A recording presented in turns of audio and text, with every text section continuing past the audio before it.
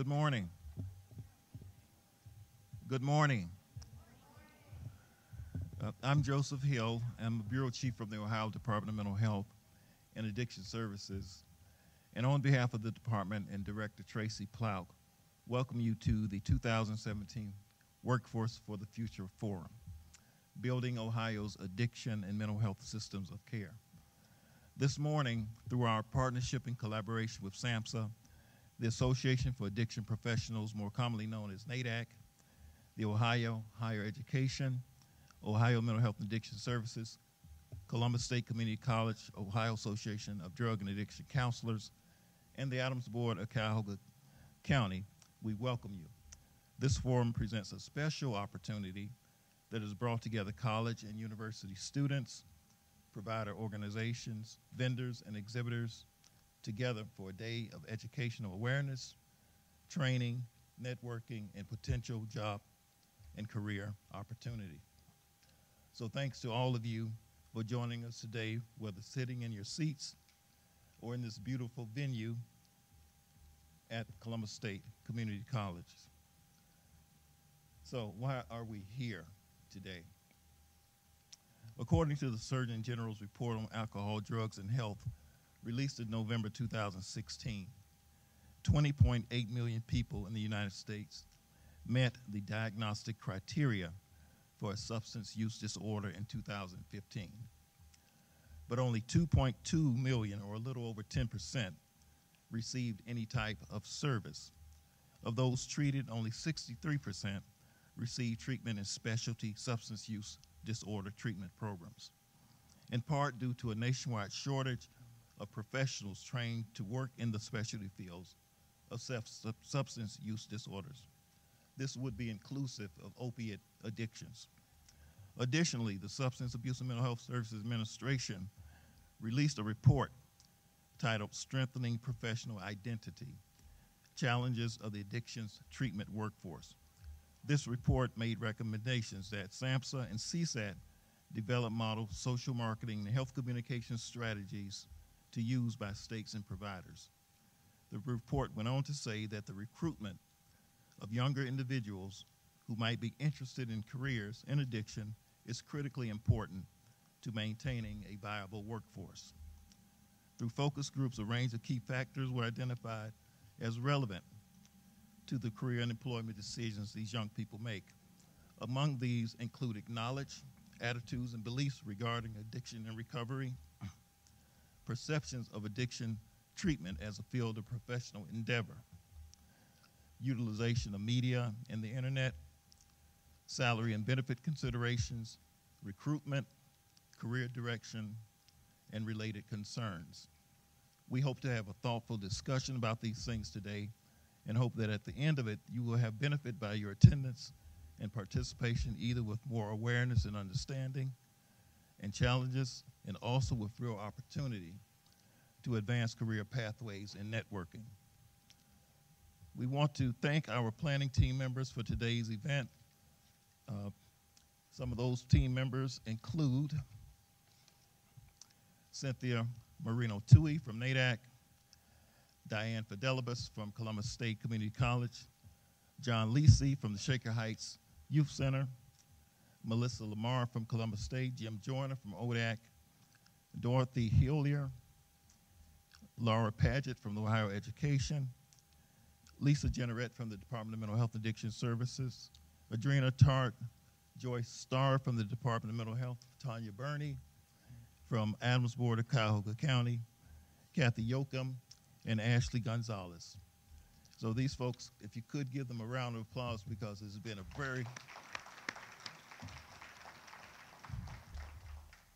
I'd also like to welcome our live stream satellites that we have around the state. And if you look around the room, usually attendance is very robust, but what we've done purposefully is to have satellites available so that students around the state have the opportunity to join in without physically being here. That is the wave of the future. We don't want to keep spending all these monies on bodies and seats if we don't have to.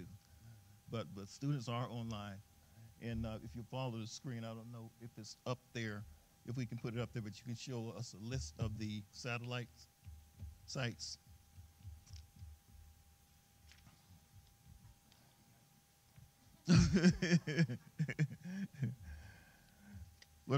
We'll get back to that then, thank you. We also have a message from Jeff Cody, who's the SAMHSA Regional Administrator for Region 5, which includes Illinois, Indiana, Wisconsin, Minnesota, Ohio, and Illinois. And his message is, future colleagues, thank you for your willingness to attend the Workforce Forum and learn more about careers in addiction and mental health, commonly referred to as behavioral health. It is our hope that you learn about the many different career options in behavioral health and have a better understanding of the impact your career will have on individuals, families, and communities. As a behavioral health professional myself, I can attest to the professional satisfaction of choosing a career with purpose and meaning. Best of luck today and throughout your careers. Jeff Cody. So thank you for that, Jeff. And we have a special thing that we wanted to present today. And so out of order of the actual agenda you have in front of you, we have a proclamation from our governor. And I'd like to ask Director Plouk if she could come up and present the proclamation to the audience.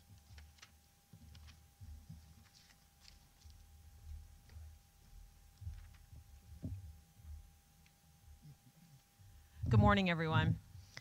I have the official proclamation from the governor and the lieutenant governor. Actually, it's a resolution. Whereas the current opioid crisis and the thousands of lives affected by alcohol and other substance use and/or mental health disorders are coinciding with a nationwide shortage of professionals trained to work in this specialty field. And whereas building Ohio's addiction and mental health system of care will directly impact prevention, treatment, and recovery of substance use and opiate-addicted persons.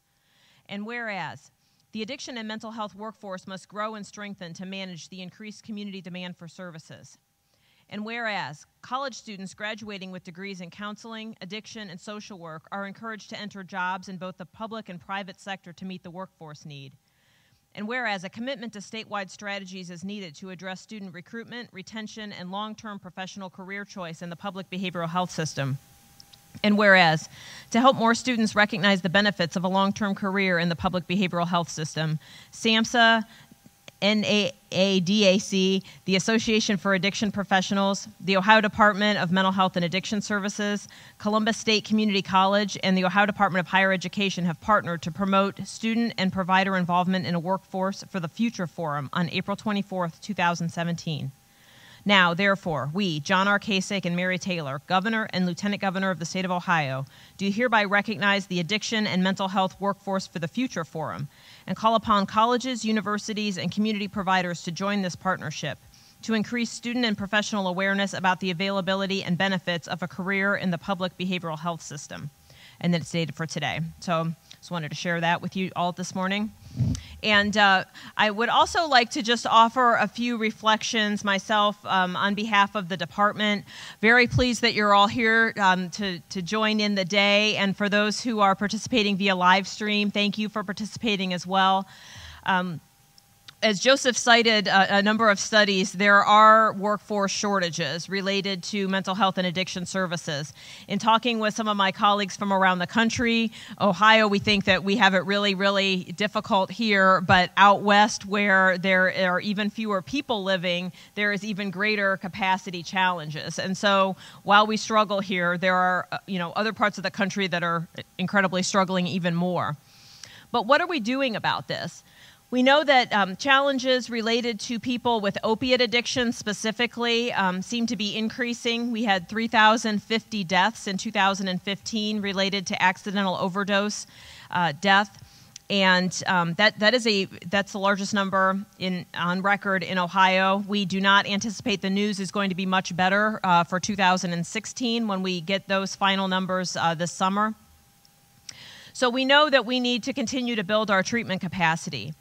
Ohio and the other 49 states are fortunate in that we will be receiving some one-time resources from the federal government from the 21st Century Cures Act in about a month, hopefully. We just received word that we will indeed be receiving about $26 million for our state. And there are requirements around that 20%, or about $5 million, is to be spent for prevention services, and then up to 80%, which is about $20 million, is to be used for treatment and recovery services.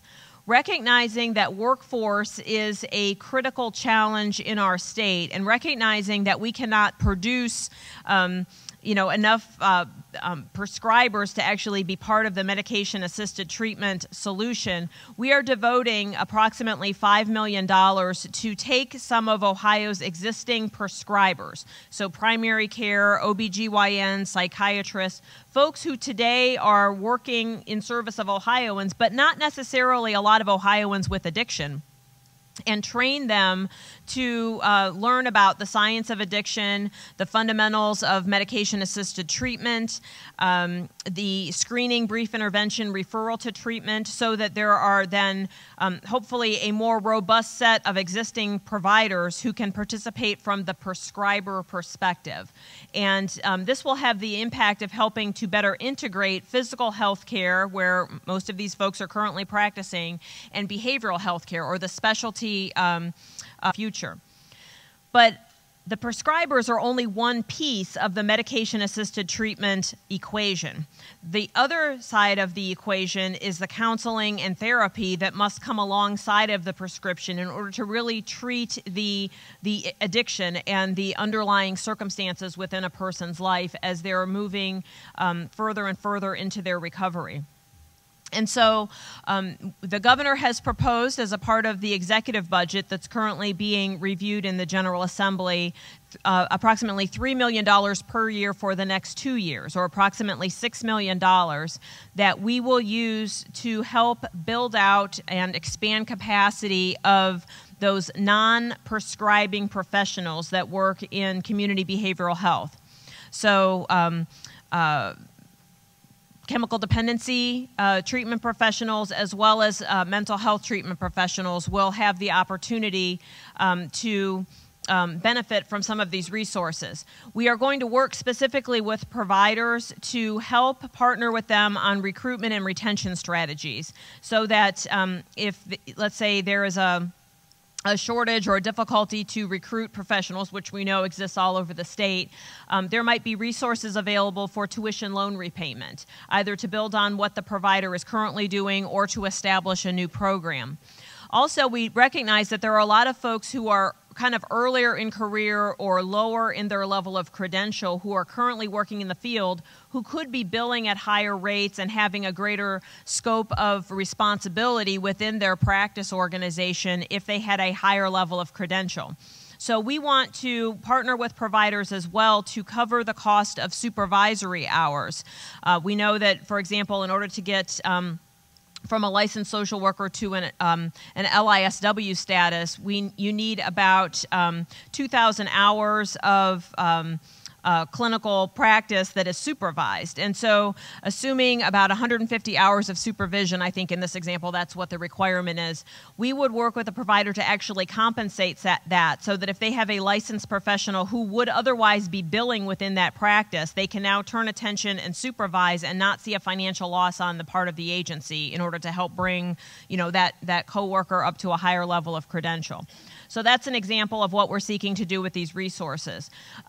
We are going to be announcing a launch of this soon, because the dollars, assuming that the General Assembly approves our proposal, would be available for use beginning in July of this year. So we see this as a hopeful step forward.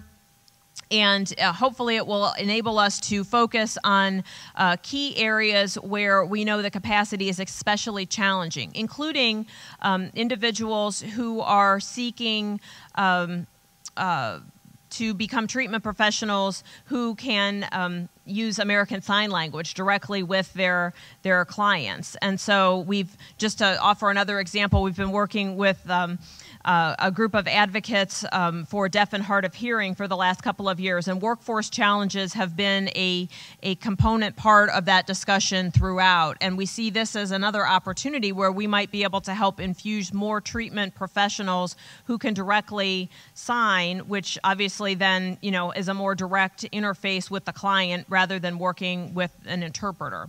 So we'll see how this goes, but we are optimistic that we will be able to build different kinds of workforce capacity in partnership with providers in the next couple of years. So with that, I just want to say thank you again for participating today, and I will hand things over to Diane. Is that right? Okay.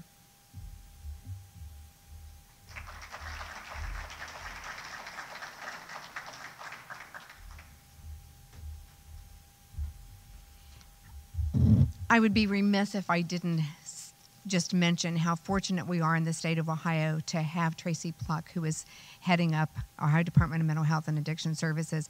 I'm not sure I can turn on the TV on Saturday or Sunday mornings and not see her on some panel discussion, but she is such a strong advocate in an area where we know that our state is suffering so greatly right now. So thank you, Tracy, so much for making a commitment to be here today, to be a part of this.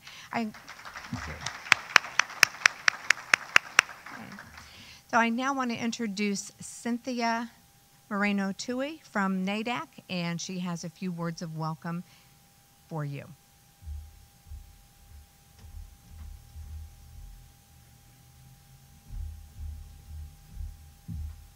Good morning. Thank you for participating. Good morning. I love the energy on Monday mornings. It's sort of like the sun is out, we're bright, we're ready to be here, and we're ready to be engaged. So I welcome you, and I welcome you live streamers for being with us virtually. I want to thank Tracy for her words. I'm excited that Ohio has workforce initiatives that will bring you forward in this 21st century. I want to thank Joseph Hill, of course, Diane. Diane is incredible. Many of you know her in this room, but she has really worked hard to make this come together, as well as Joseph. So we want to thank them and all the speakers that will be here today as well. Please listen to them and hear what they have to share. And then I want to thank, too, also the planning committee.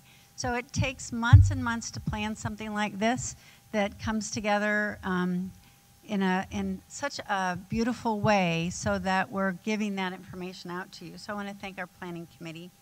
And those of you who haven't met Heidi Ann Warner, the kind of redhead out there in the registration area, she's NAADAC's Director of Operations and Finance, and she has been helping to pull this together as well. And John Lissy, our Secretary for NAADAC, and also our Ohio past President of OADAC. They are sponsoring the lunch today, and then we have another group sponsoring the coffee and breakfast. We want to thank all of them for making this happen. So you heard that Workforce is an initiative that we're pushing forward because there is a 22% needed increase in just addiction counselors, 22% between now and 2024. That's a huge increase. It is one of the fastest growing fields in America. The average is 5 to 6% increase needed in other professions. So you can see that we have a large increase needed, and we're going to need all of you, plus your friends. Go shout it out. We need more people dedicating themselves to this work. And it really is wonderful work. We also have been working to increase salaries, and generally across the United States in this past year, salaries have increased by over 3,000. That may not sound like a lot, but if you can continue that kind of an increase, we can also increase the number of people who want to come into this profession, and then increasing benefits. We are working to increase the possibility for people to come into this profession. So you heard Tracy speak about ideas around loan forgiveness. At the federal level, we have worked for 8 years to get master level tuition support through the Minority Fellowship Program for addiction counselors. So we now have that available, and in fact, one of the students that will be talking to you later today is a recipient of that grant. So we're excited about that. We're working with SAMHSA and HRSA to have bachelor level tuition support programs. And so, of course, working with other partners to cause that to happen, because we all recognize what an issue this is. And at the state level, working with our single state authority directors to look at the initiatives that would help their specific area so that we are cautious and thoughtfully thinking about what needs to happen at each state level in order to increase workforce. In your packet, you'll find other handouts that you can refer to. You'll see a career ladder from your department here in Ohio. You'll see the SAMHSA-NAADAC career ladder. You'll see NAADAC workforce initiatives. So just want to call your attention to the packets. You also have the opportunity to view this video and also download the PowerPoints on the NAADAC website after this conference. This whole conference is being videotaped as well, so you can see it later if you so choose, or tell other people about it. Please visit our exhibitors. They're here to support you. We have a lot of amazing exhibitors here, and we want you to welcome each other. You know, your future, this is such a corny thing, is it not? Will be so bright that you will have to be wearing sunglasses in order to survive what will happen in your life should you come into the addiction workforce for your career. And I say that with humbleness, having been pleased and kind of honored, actually, to get to be in this workforce and get to work as a provider in my earlier years and now at the federal level in Washington, D.C. through NAADAC. It really is an amazing, rewarding career, and we welcome you to this forum today. Thank you so much.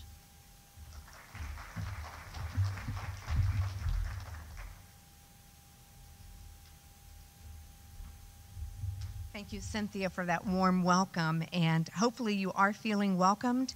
I do want to make a shout out to a few of the satellite sites that might not have shown up on the slides before. I know Columbus State Community College Delaware campus is also live streaming this to the students at the Delaware campus. We have Stark State, Belmont County Community College, and Zane State that are also streaming. So a wonderful welcome to all of the colleges around the state that have made a commitment to try to get this word out to their students that mental health and addiction services is in grave need of a qualified and deeply committed workforce. Well, if you haven't felt welcomed enough, I do have one other person that will be welcoming you from Columbus State Community College, and the person will be Nancy Case. Nancy is the Executive Director of Community and Civic Engagement here at Columbus State Community College. I have had the privilege of working on several committees with Nancy, and I can tell you she is deeply committed to helping to create community partnerships, to help train and educate individuals who themselves are experiencing challenges to be successful at the college level, but she's also deeply committed in creating and maintaining those partnerships so we can continue to train those individuals to provide services for folks that have mental health, addictions, and developmental disabilities. So I want to welcome Nancy Case so she can welcome you.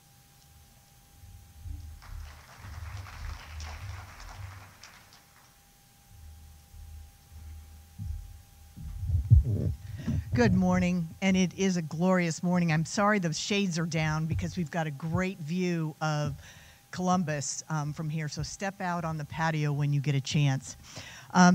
Diane, thank you. I am the Nancy Case, the Executive Director of Community and Civic Engagement, and currently serving as the Interim Director of Workforce Development. You are all here to address a very important issue in our community and a gap between employers and workforce. I currently represent Columbus State on a local alliance that is sponsored by the Columbus Foundation, and it's an alliance of higher education partners and nonprofit partners. And both of us, we have knowledge, skills, and abilities to bring to address issues in our communities, but we don't always speak the same language. And the purpose of the alliance is to help with that translation and collaboration to address community issues. Recently, the alliance partners came together and agreed to work together specifically on the employment gap in the behavioral health fields to address the large and growing employment shortages. In preparation for our work, data was shared from the United States Health and Human Services Department that's similar to what you all have heard. It's a little bit different in the years that were represented, but from 2013 substance abuse and behavioral disorder counselors, shortage of over 21,000 workers. Mental health and substance abuse social workers, a shortage of nearly 28,000 that's estimated to grow by 75% by 2025. And mental health counselors, there's a current shortage of 30,000. Now this is national data. We don't have the local data, and I think we've all seen the need in the growth in our communities, or the need in our communities. This data assumes that approximately 20% of the national population needed but did not receive treatment from mental illness, substance use, or substance dependence in 2013. You mentioned the deaths we saw in our state, over 3,000. I know we experienced an overdose death on campus earlier this year. A member of my own church experienced a death from overdose. So we are all within the community and personally being affected by this issue. So it's extremely important that we help address this gap. And to those of you committed to this field, I really encourage and applaud your efforts to pursue a career in the behavioral health fields. So make it a good day, and please enjoy your time at Columbus State and with each other. Thank you.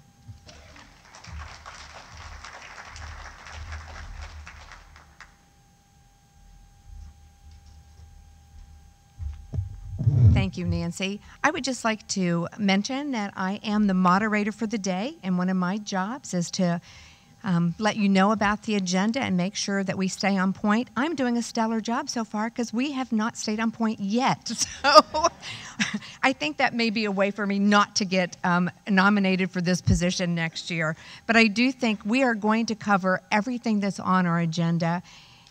We may not do it in the exact order that you see it. If you look at the agenda, we have a very busy day for you, and we have folks who are key providers, key individuals throughout the state that will be a part of speaking. If you look at the agenda, you may notice one thing is missing. There are no scheduled breaks. But I also know that I am looking at a room full of people who know how to advocate for themselves and to take care of their own needs. So you are welcome to take a break as needed. There's refreshments. If you go out the ballroom just to the left, you'll find the restrooms, and just beyond the restrooms, you'll see the gallery, which it holds all of our exhibitors. And hope that you will take time. We have a scheduled time right before lunch for you to be able to go visit with the exhibitors. But if you're walking through the hall, I'm sure folks will talk to you before then. Now let me kind of go through the rest of our agenda. When I finish, we will get back on track, and Cynthia will be talking about the national credentialing process. And then I will come back and speak a little bit about Ohio's chemical dependency credentialing process, as well as what offerings we have at Columbus State Community College to help folks on that career pathway. We are privileged to have two different panels that will be presenting and answering questions. One, a panel of providers, some key employers in our area, and we'll provide some very interesting information about what they're looking for and the needs they have as far as the workforce. We'll also then hear from a panel of individuals that are students or recent graduates of an associate degree program, a baccalaureate program, and a master's program, and they'll be able to talk about some of their experiences and opportunities that they have. We then have a presenter some of you may have seen on an original agenda or flyer that Sheila Ray Charles was going to be here as one of our presenters, and due to a health issue was not able to be here. We have a wonderful individual that has stepped into that role. Unfortunately, I had him sing for me in the hall, and we are not going to have him sing for you. If you were hoping to hear a song from Sheila Ray Charles, Tony's not going to do that, but he has his own story of his both personal, educational, and professional experience that he'll be sharing with us. We will break for lunch. Lunch will be provided. Those of you that are getting CEUs, there are a couple of different evaluations that you'll need to complete. Some of you may only be staying for the morning. There'll be an evaluation. If you have questions, you can talk to Tanya out at the reception desk. Or at the end of the day, we'll also have evaluations that we are collecting, and at that point, you'll get your certificates of attendance.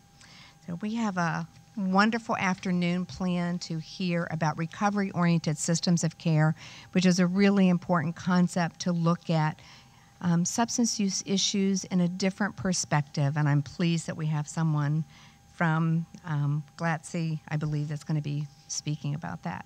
So without further ado from me, I would like to bring up Cynthia, who will be talking about some of the national trends.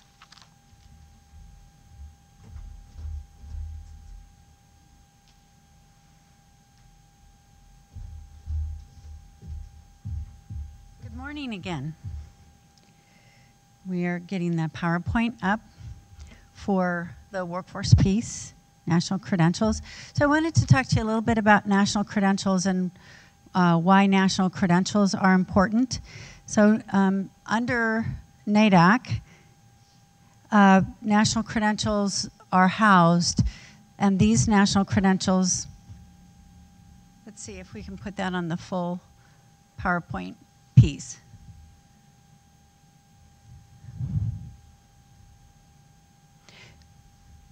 I'm going to go ahead and pull us forward.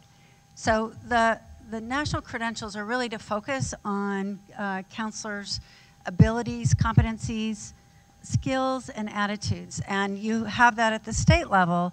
At the national level, we promote those as well through national credentialing.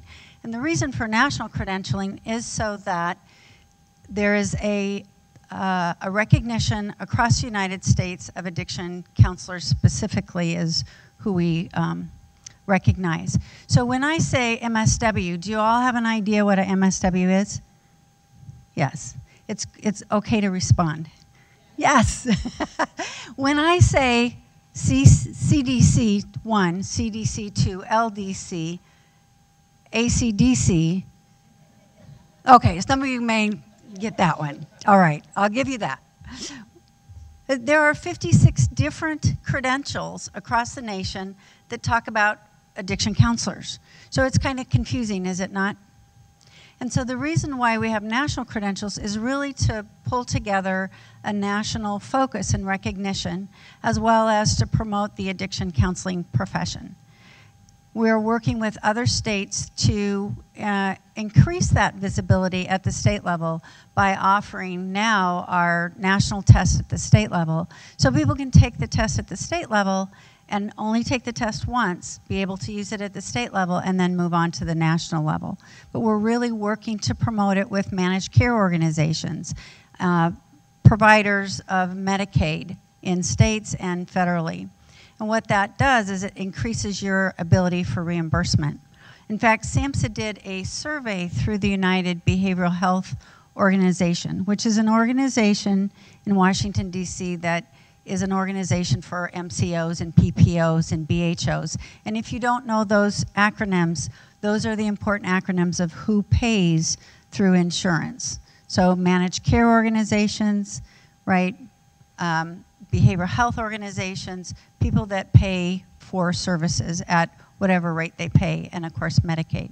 And so in that survey, what came out is that the most recognized and reimbursed credential was the MAC, the Masters of Addiction Counseling. So we're working to promote that as well. So just to,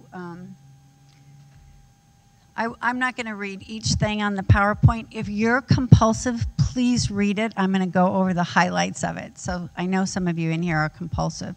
So the history of NCC, or the National Certification Commission, really came out of a need for drug counselor certification. So way back when, and some of you are probably not knowledgeable about that, way back when only alcoholism counselors were recognized.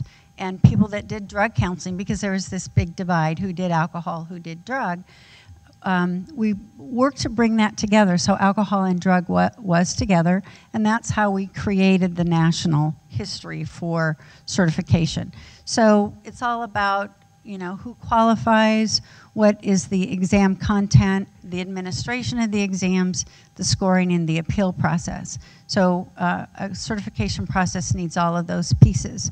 So the most used national credentials are level 1, level 2, and master's, and now peer recovery support specialists.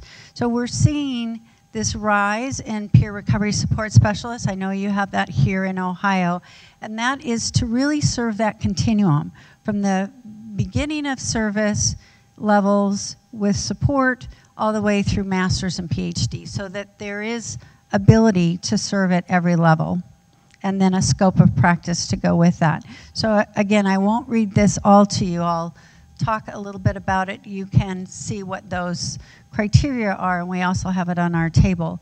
So we have we have the peer recovery support, and then we have level 1, and level 2, which requires a bachelor's degree, and then the master's, which requires a master's degree. So each of those levels are the same in every state across the country, and now we're doing international. We've been doing international credentialing for the last 25 years, and so we're in a lot of, over 40 different countries currently doing certification as well. So someday the dream is, if you decide at some point in your career you want to go to another country and have that experience, you could have that experience. Your credential is transportable. And that's the issue in the US as well, is that we want people to be able to move and have their credential transportable. Currently, we get calls from people saying, gee, I'm moving to Ohio to take care of my parents. They're in that sandwich generation, right, where they have parents that are getting older, and their children have just graduated from school, and now they're in that position to take care of their parents, and they need to move, and they need to be able to take their credentials with them and be recognized in other states, and that's the hope. We also do other endorsements. Again, I won't spend a lot of time on this. You can see these handouts at the NAADAC table, but just to give you an idea that an endorsement is built upon a certification. So once you're certified, you can then have an endorsement that kind of adds to your certification. So in some states, co-occurring is a big issue, and so we have a co-occurring competency test. In some states, and you heard Tracy speak about clinical supervision, that is going to become more and more important, that we have people with good clinical supervision, education, and skills. And actually, we have been working with one of the ATTCs that specialize in clinical supervision to set national guidelines about clinical supervision. So we want clinical supervision to be part of your experience, not just when you come in as a student intern or a practicum, not just as you're beginning your career, but throughout your career, right? Because there's always going to be clinical cases that are more difficult or just helpful to talk to someone else about. We also believe in clinical support for peer recovery support specialists, because even though the work is not clinical, you cannot not work with a person and not run into clinical issues, right? Some of you even working with your own families or talking about your work with your own families, you run into clinical questions or clinical issues. So it's important that all of us, I say every good counselor needs good clinical support. Every peer recovery support specialist needs good clinical support. And this tells you a little bit about the peer recovery specialist credential. Again, I won't go into each of these pieces. We also do nicotine. Now, you know nicotine is a big issue. What's the disease that has the highest rate of death in America? Tobacco, right? And so, and yet many people in the addiction world also have a co-occurring tobacco issue. And so it is important that we're looking at tobacco as an issue and giving support to tobacco treatment and recovery. Adolescents, some of you are adolescent specialists or want to be an adolescent specialist. Some of us are still adolescents, right? Oh, I'm teasing. I think I will always be partial at adolescent. Adolescents, working with adolescents is a specialty. There are certain issues affecting adolescents in terms of their growth and development that are important that an adolescent specialist is aware of. And of course, co-occurring, now that we're really looking toward integrated care, we want to make sure that people have that co-occurring education and experience. And then clinical supervisor, which we talked about. So there are certain examination groups. So those of you that are getting ready to study for an examination, this is pretty standard for states as well as for national in terms of the skill group areas. These are based on the SAMHSA skill group areas that people need to know about as they study and then as they test. Again, you can read those. And in terms of the examinations that we perform, the domains are separated by level of credential, so that there are certain areas that you need to concentrate in more if you're taking a level 1 exam than if you're taking a master level exam. We also do exam development, and that's really fun. If you ever get asked to help with exam development or item writing questions, it's really a fun thing to do because it helps you to think about how to frame questions. Now, that again may sound kind of nerdy. It kind of tells you where some of us come from, that we get a kick out of writing exam questions. Is there anybody else in the room like that? Oh no, I'm in trouble. So it's an area that sometimes we'll bring to a state, and I know some years back we did exam item writing questions in Ohio, and we had a group of people from Ohio that came and helped write exam questions. So I know you're out there somewhere. So again, why NCAP credentials? Because they are transportable is the bottom line. So NAADAC just isn't interested in credentialing. We're very interested in professional development. I talked a little bit about that. We have put together study materials as well as desk references. So I don't know about you, but you can study, you can learn a lot, and then 3 years from now, if you're not using it or you're not using it a lot, what happens to that memory? Kind of moves, doesn't it? Because you're more intense with what it is that you're working with right now. So we have study materials that also are desk references, so you can go back and look at and remember pharmacology, sociology, counseling methods, counseling skills, counseling theories, so that you have that access. Ethics. So NAADAC in October released a new code of ethics that is much more inclusive and exact to the addiction counseling profession. It is on our website. It's only 19 pages. So it really has grown to include telemedicine and telesupervision. So we'll see more of that again happening around the U.S. is telehealth, telesupervision. Those of you who don't know, we also do professional development through free webinars, so you don't have to be a member of NAADAC. You can get free webinars. We have over 90 housed right now, and this year we'll be doing 26 more. Why webinars? Well, for many people, they work and they can't come on live to a webinar. So professional development is 24/7 for some of our counselors so that they can have access 24/7. Some of you are getting access on the weekend when you can sit and listen, and others of you are getting it late at night. It also is available internationally, so our international colleagues are also listening to these webinars, and you have the latest and greatest professionals on these webinars. Dr. Mi Lee on ASAM criteria, Dr. Inaba is the author of Uppers, Downers, All-Arounders. You know that textbook. Some of you are studying it as we speak, I'm sure. Different professionals like that. And you also will find a calendar of events. So not just what's happening at NAADAC, what's happening across the country and sometimes across the world in terms of trainings, conferences, things like that. So we want you to be aware that this profession, just like addiction is global, so is your professional network. It's global. The Recovery to Practice Initiative was an initiative by SAMHSA, is an initiative by SAMHSA that really centers around recovery skills. And so for those of you that are peer recovery support specialists, you really want to know those initiatives by SAMHSA. There are 9 webinars just on that issue, and they are free. And those of you who work treatment, you need to know those things as well, because one of the things that we found is that a lot of addiction counselors understand about recovery. However, they don't know all the principles of recovery and all the ways that recovery needs to be infused, not just with the individual, also with the family and in community. I talked a little bit about professional standards through the Code of Ethics. We also have a national accreditation for colleges that has grown over the past 5 years, that was kicked off by a study with SAMHSA in terms of the competencies at each level needed, the education at each level needed for addiction counseling.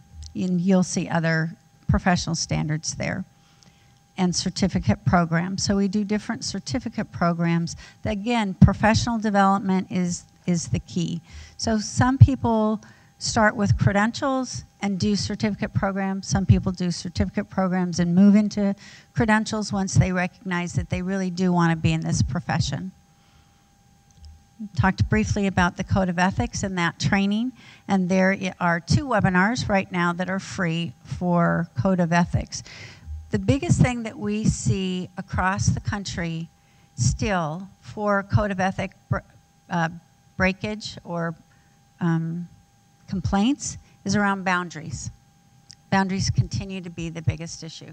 So whether or not it's boundaries in terms of doing things with clients that are not clients' patients that is not acceptable, like personal relationships, selling your car to a client, things like that, those are still the biggest issues that we get complaints on across the country.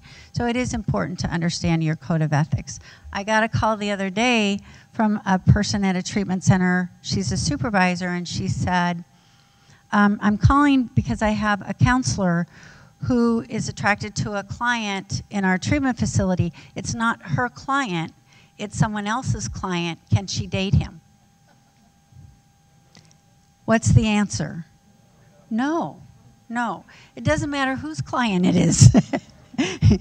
Just because they're one person removed doesn't mean that that gives you permission. So there are these questions, and it's a very good question, is it not? So it is a good question, and whenever I say to people, whenever you have a question, ask the question.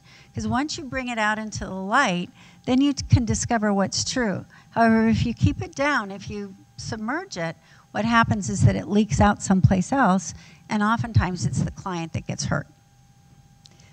So student and peer support development, as I said, we're doing a lot to help support not only students, but peer recovery support specialists. These are just kind of some of the publications. Those of you that become credentialed at your state level or your national level, at the national level, you can apply to become a professional that works with Department of Transportation. And those kinds of referrals are increasing as well, as we see Department of Transportation referrals are people that drive flights, plane personnel, bus, trains, ships. And so these people have to go through a certain regiment in order to, if they get a alcohol or drug involved case through their work, they have to go through a certain protocol. Just if you have questions, please let us know. We're here to support you, and we're here to support all the work that you guys are doing and how you're raising to become professionals. We thank you for being here, and we want you to enjoy today, and we want you to enjoy the rest of your work life working in this profession. They say if you love what you do, you've never worked a day in your life, right? So this is one thing I can say about the addiction profession for me. I love what I do. I don't work. Thank you.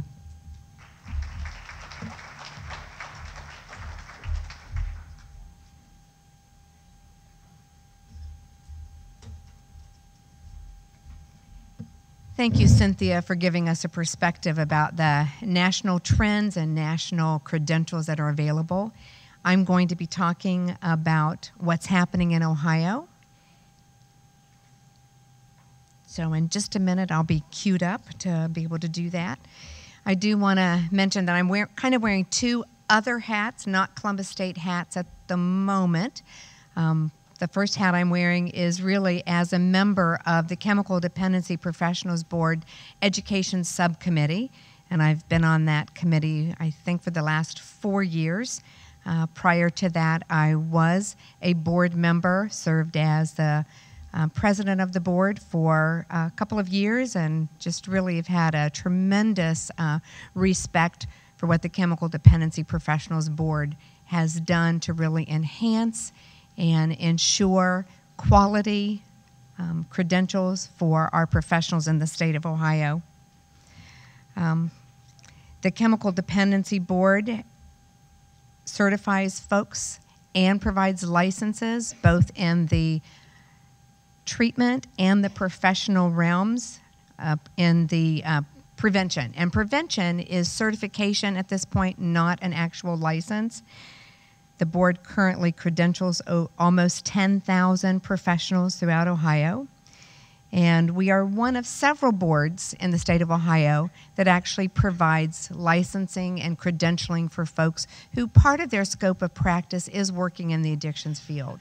So certainly folks in the social work field, counseling, psychology, medical field are also able to do work for with individuals with addictions. As I said, there are 2 professional paths that the Chemical Dependency Board is involved with, prevention and treatment. The board and the board members throughout the years have been deeply dedicated to having a career path that allows folks to come into this profession with adequate but not overwhelming credentials. So there are credentials where folks don't have to have a degree to begin this work.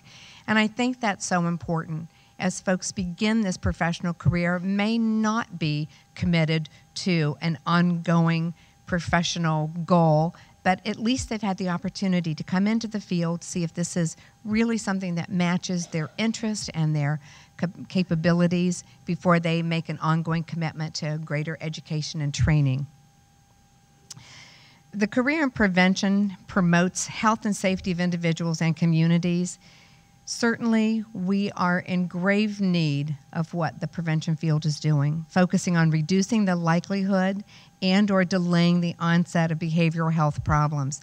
I'm really pleased to announce that it's only been within the last year that the Chemical Dependency Board has been able to credential prevention professionals in more than just substance use disorders.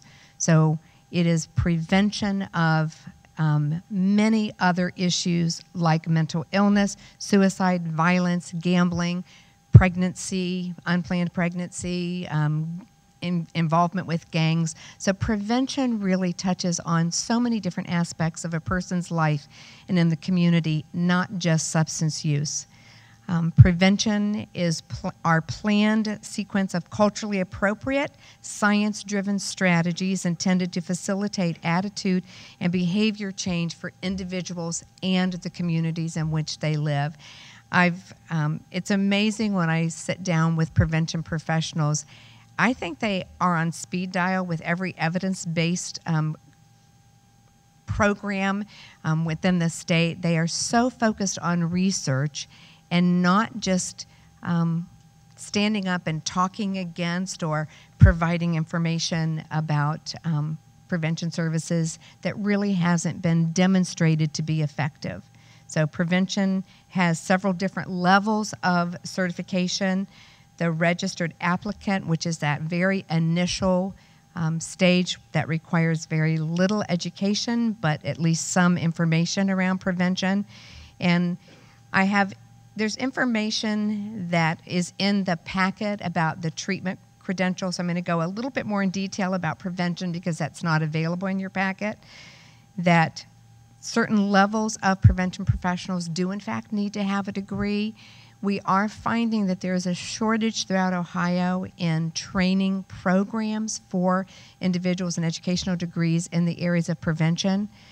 I don't know if Columbus State was just ahead of the game about 8 to 10 years ago when we had a prevention certificate, and unfortunately the profession had not I don't know, taken hold, and so we weren't able to really offer that. I do believe now that the board has expanded to prevention to be more than just AOD, that's something that Columbus State would certainly look at again.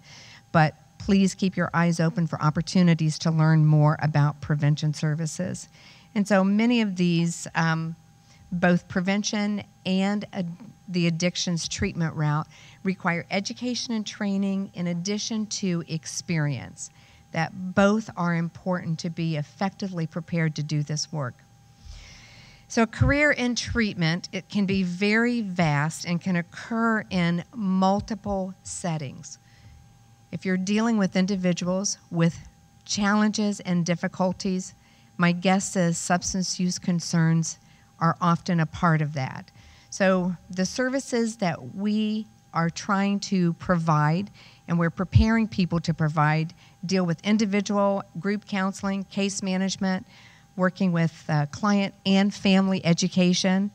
We do know that folks do not get educated sober, but we do know that information education is such an invaluable part of folks understanding the conditions in which they have. Some of our services happen in inpatient, residential facilities, partial hospitalization, intensive outpatient programs. There is such an increase in the medication-assisted treatment programs and opportunities that are out there. And obviously, if we look at our heroin crisis, we know that this is an area that's going to continue to grow. And treatment also provides services and recovery support.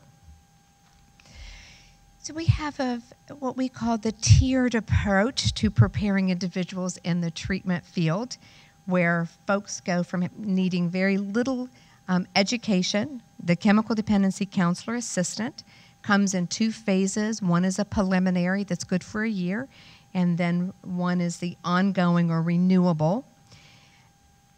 The CDCA a person can get with taking 1 course, and we'll talk about that in a minute. There's additional training and education that is required if someone is going to move past the preliminary CDCA and wants to have the renewable certificate. We then have license levels in the state of Ohio. I believe that the associate degree, that the chemical dependency license level 2 is the only professional license that you can get with an associate degree. And this is a state license, which means, yes, you have to take a test. What is involved with the LCDC2 involves education, specific AOD education, as well as experience. And those things, the education, the experience, follow that person with each new degree. So if someone gets the LCDC2 with their associate degree and then meets the baccalaureate degree requirement, they can petition to be advanced to the LCDC3. So it's a pretty seamless process once you're in the door. I can't say that it's an easy process because there are many different levels of verification that are needed. So beyond the entry level for prevention and treatment, you'll see that there are experience requirements. I've had folks balk at, oh my gosh, if I've got my degree, why do I also have to have 2,000 hours of work in the field? And I think it is that experience base that really helps people learn this knowledge and skills and how to apply what you've learned. And there are folks that will begin this process and make that self-determination that this might not be the right field for them after they've gotten out and had practical experience. There are a couple of other professional endorsements that the Chemical Dependency Board provides. One is gambling, and we have included some information at the Ohio Department of Mental Health and Addiction Services booth table right outside the door that shows the way folks can earn the gambling endorsement for the state of Ohio. You don't have to be credentialed within chemical dependency. You can, counselor, social worker degrees can also help someone move towards that gambling endorsement. Okay, so that's the information I have about the Chemical Dependency Board and this board's role in preparing and setting the standards for licensure. I'm going to now move on to talk about what Columbus State is doing and what we have to offer that meets some of the requirements for chemical dependency licensure and credentialing. I think it's really important that I don't just talk about Columbus State, but there are many colleges throughout the state of Ohio that are members of what's known as the Ohio Coalition of Associate Degree Human Service Educators. I am honored to be the current president of that organization, and one of the things that we do is share resources. We really hold each other accountable for our educational programs around the state that are preparing people to do this important work that's mental health and or mental health and addictions related. Most of the degrees that are within the Ohio Coalition's associate degree group not only provide the education, but they also have practicum internships. But the associate degree in a behavioral science is the degree requirement that someone needs for licensure. But in addition to the degree, also there are some educational content areas that need to be included in that. The colleges that I mentioned that have the associate degree in human services also meet the state's counselor, social worker, and marriage and family therapist board's social work assistant state certification. And many of those individuals with that certification can go out and get jobs. I always tell people, get a job where tuition reimbursement is a part of what they do, and then you'll be able to work and have someone else help pay for your bachelor's of social work or whatever other baccalaureate degree you're moving into. But many of those degrees do transfer, and we believe that it's important that folks recognize that you can, in fact, get meaningful work with an associate degree. But you can do more, and you can provide more services and be more marketable and be more competent as you expand your knowledge and skill base. So I think I just said this. This is the social work, social services, human services related degrees. These degrees, as I mentioned, have to meet the state's social work assistant requirement, they have to have a practicum experience. I know at Columbus State we have 2 semesters. Folks start in the beginning of their second year that allows them to do meaningful work out in the community under clinical supervision. And we have several students here today who you may want to chat with. If you're a current Columbus State student, could you please raise your hand? All right. So look around the room. If you have any questions for these individuals, please feel free to ask during our break time. There are certain certificates that Columbus State is also offering. Some of the other colleges around the state also offer certificates, but we have an addiction study certificate that we have decided to teach out of our Allied Health Multi-Competency Skills Department. And one of the reasons we chose to do that is that we recognize that so many individuals that are in the medical allied health profession might be the first point of contact for an individual with a substance use disorder. And clearly, if you're committed to working in human services and get our degree, that's wonderful, but unfortunately, you might not be the first person that is able to meet with folks. So we really are expanding who we are wanting to take our courses and have a greater understanding of addiction. So there are 2 courses that are part of that degree. Students within our program, the Social and Human Services, can also do that, or students in allied health can take this as a part of their progression. We also have what's known as the Advanced Addiction Study Certificate, where individuals come to Columbus State who already have a degree. Probably the most common experience that I find is students that might have gotten a job where they really wanted to make a lot of money and they knew that they were going to be financially very successful. And then there's that moment of truth. Is this really what I want to do with the rest of my life? And look at doing the more meaningful work. Not that business isn't meaningful. I'm not saying that. But want to do meaningful work on a daily basis working with folks in need. And so they'll come back and get what we consider the clinically relevant component of our degree program, but they're attaching that to their already established baccalaureate degree, and then they are also eligible for licensure with the state. So I think it's important to look at, this is kind of a pathway that folks can take, and I think Cynthia did a great job just kind of highlighting the different levels at the national level that are associate, baccalaureate, or master's prepared professions. But there are many baccalaureate degrees and master's degrees that folks can get and be able to come into this profession. This is the blessing and the curse of the chemical dependency field, that we have individuals from tremendous varying backgrounds that come into our profession. But I do think that's why the Chemical Dependency Board has set such strict guidelines that you can be a human service worker. You can have experience or a degree in criminal justice. You can be a nurse. There are many of these other degrees, sociology, social work, but don't always have the educational requirements to understand addictions as well. But you see that there are a variety of degrees, and with each degree, it typically enhances someone's scope of practice.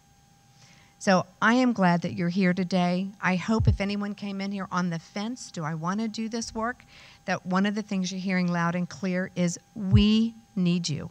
The state of Ohio needs you. Columbus, Ohio needs you. Our workforce is shrinking.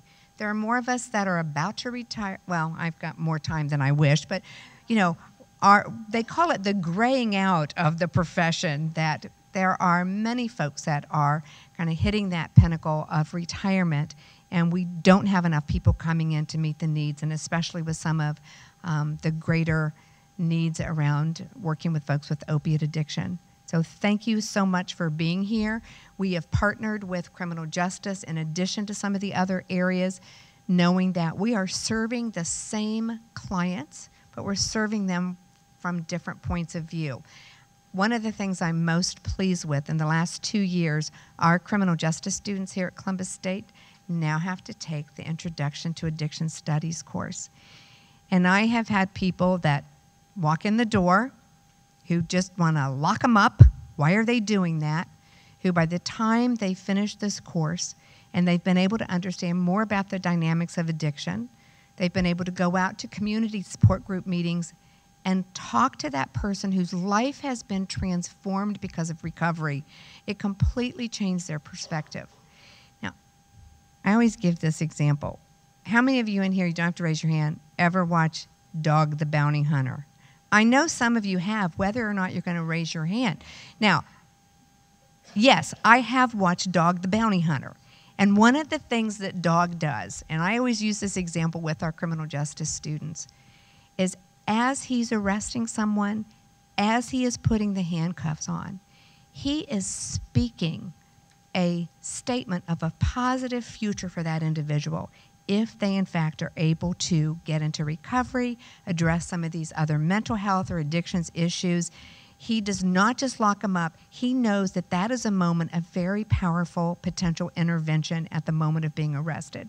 And I think for our criminal justice students, for our cops, if you can, in that moment, know that what you see today is not what that person can become, and you can be that person to help them on that pathway towards recovery, I think it's very important. So, as you know, there's a greater need than ever. I would be remiss also if I didn't say one of the areas that we are in grave need, and I hope all the providers here hear this, is that one of the areas that we are not doing a good enough job is working with families of those individuals who love and care about someone with substance use disorders. So we desperately need folks, and I understand with Ohio's behavioral health redesign that there are going to be greater opportunities for reimbursement and compensation for those services, that if we are not adequately helping the families right now that are being impacted by addiction, we are creating our next generation of folks with mental health, substance use, and other challenging behaviors. So please don't leave out our important family members. Okay, I almost did it. So what we are now going to have our next panel, or our first panel, And the moderator will be Heidi Ann Werner from NAADAC. Our first panel is the community providers. So if folks want to go ahead and start moving up here, and this is the time that you want to get a quick refreshment break while folks are getting established for the panel, this would be a good time to do that. Stand up, stretch your legs while we have our panel of providers that are coming up now.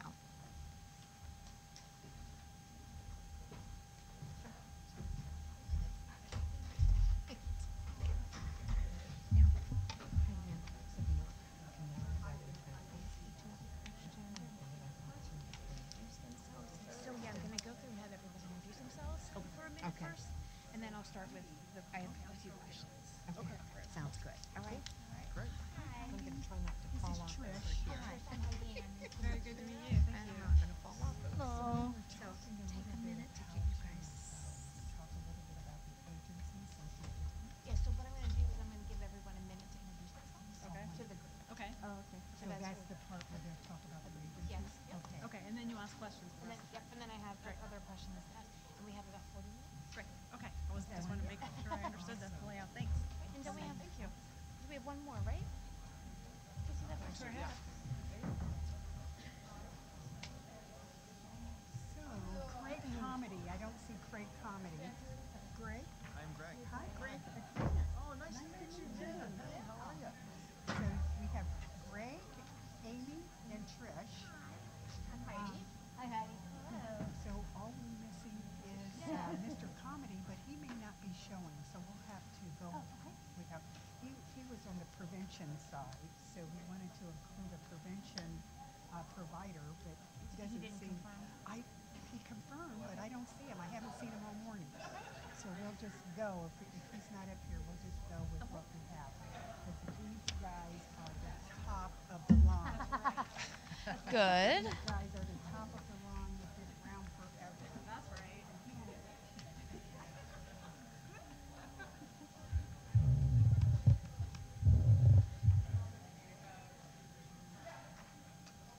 Give me 1 second.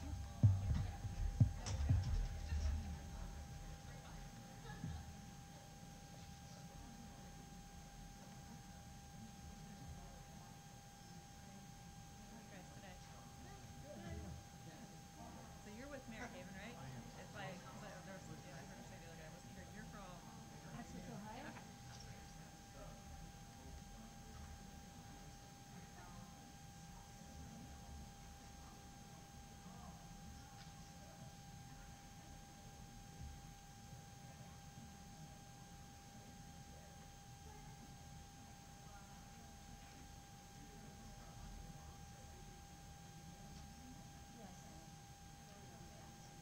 Okay. Okay.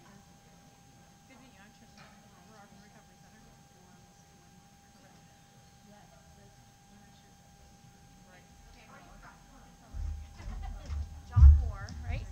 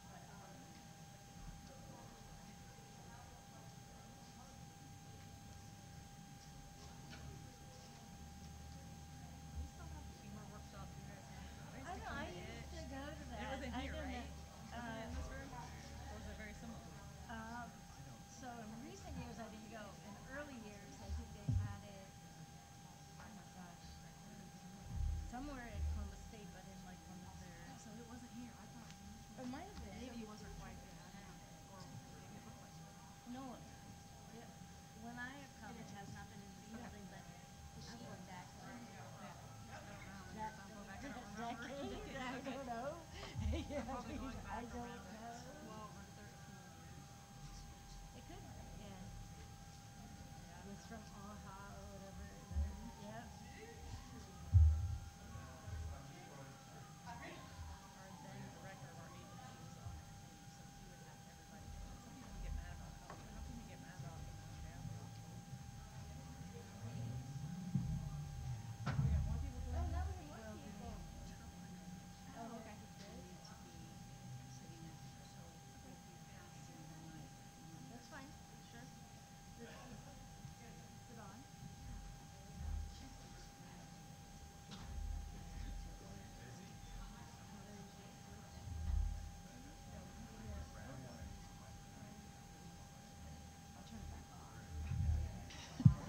it's on.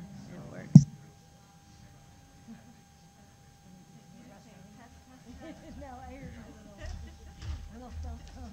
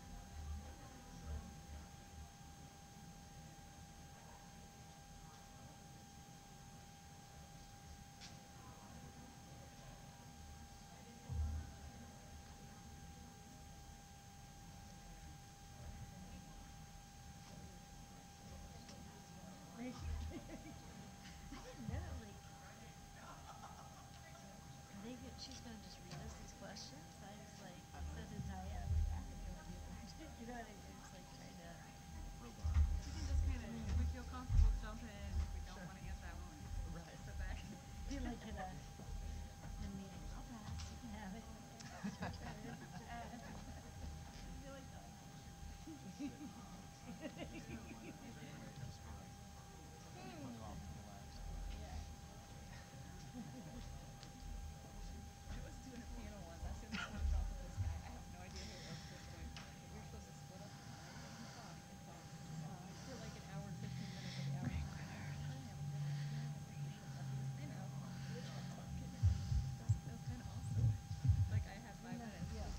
All right, we're going to get started with our provider panel.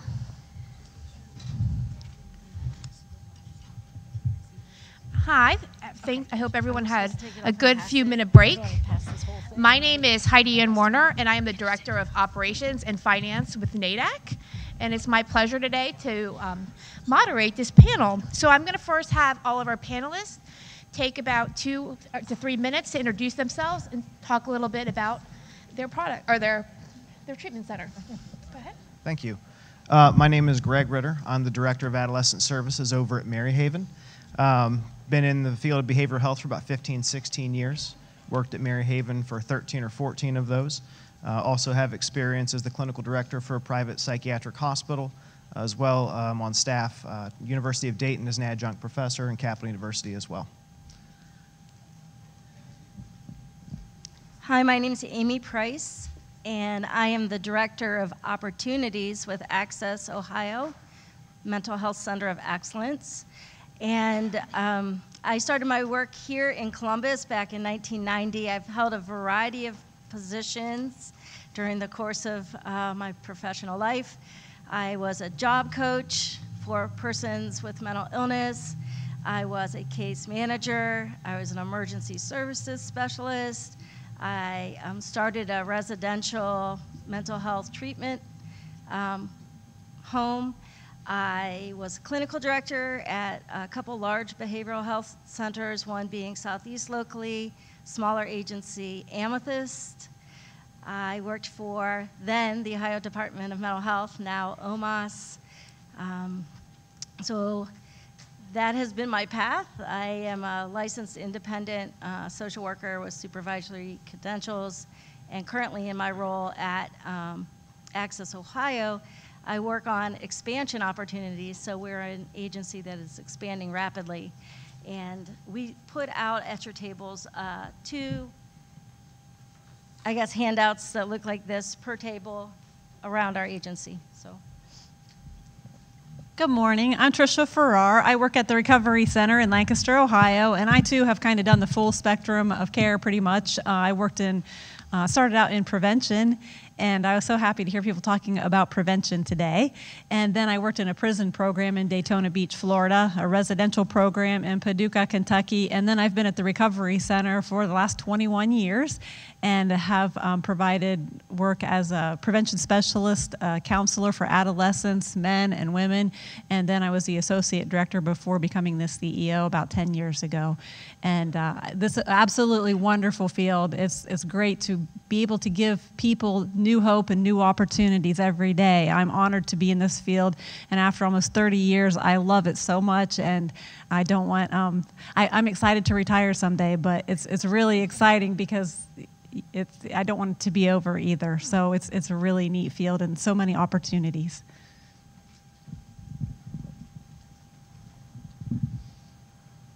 Well, hello, my name is John Moore. I'm the executive director at Deaf Services Center. It's a nonprofit organization. We have offices in Toledo, here in Columbus, and down in Portsmouth. We're not a direct provider with mental health services and addiction services, but we are very strong advocates of services, making sure that that providers throughout the state are providing appropriate care and access to people that are deaf and hard of hearing, just because of their communication needs, typically in sign language. Sometimes it might be lip reading or even some hearing. And a lot of that are barriers to getting the appropriate treatment services that they may need. Well, great. Thank you, everyone, and welcome. We're excited to have you all on the panel.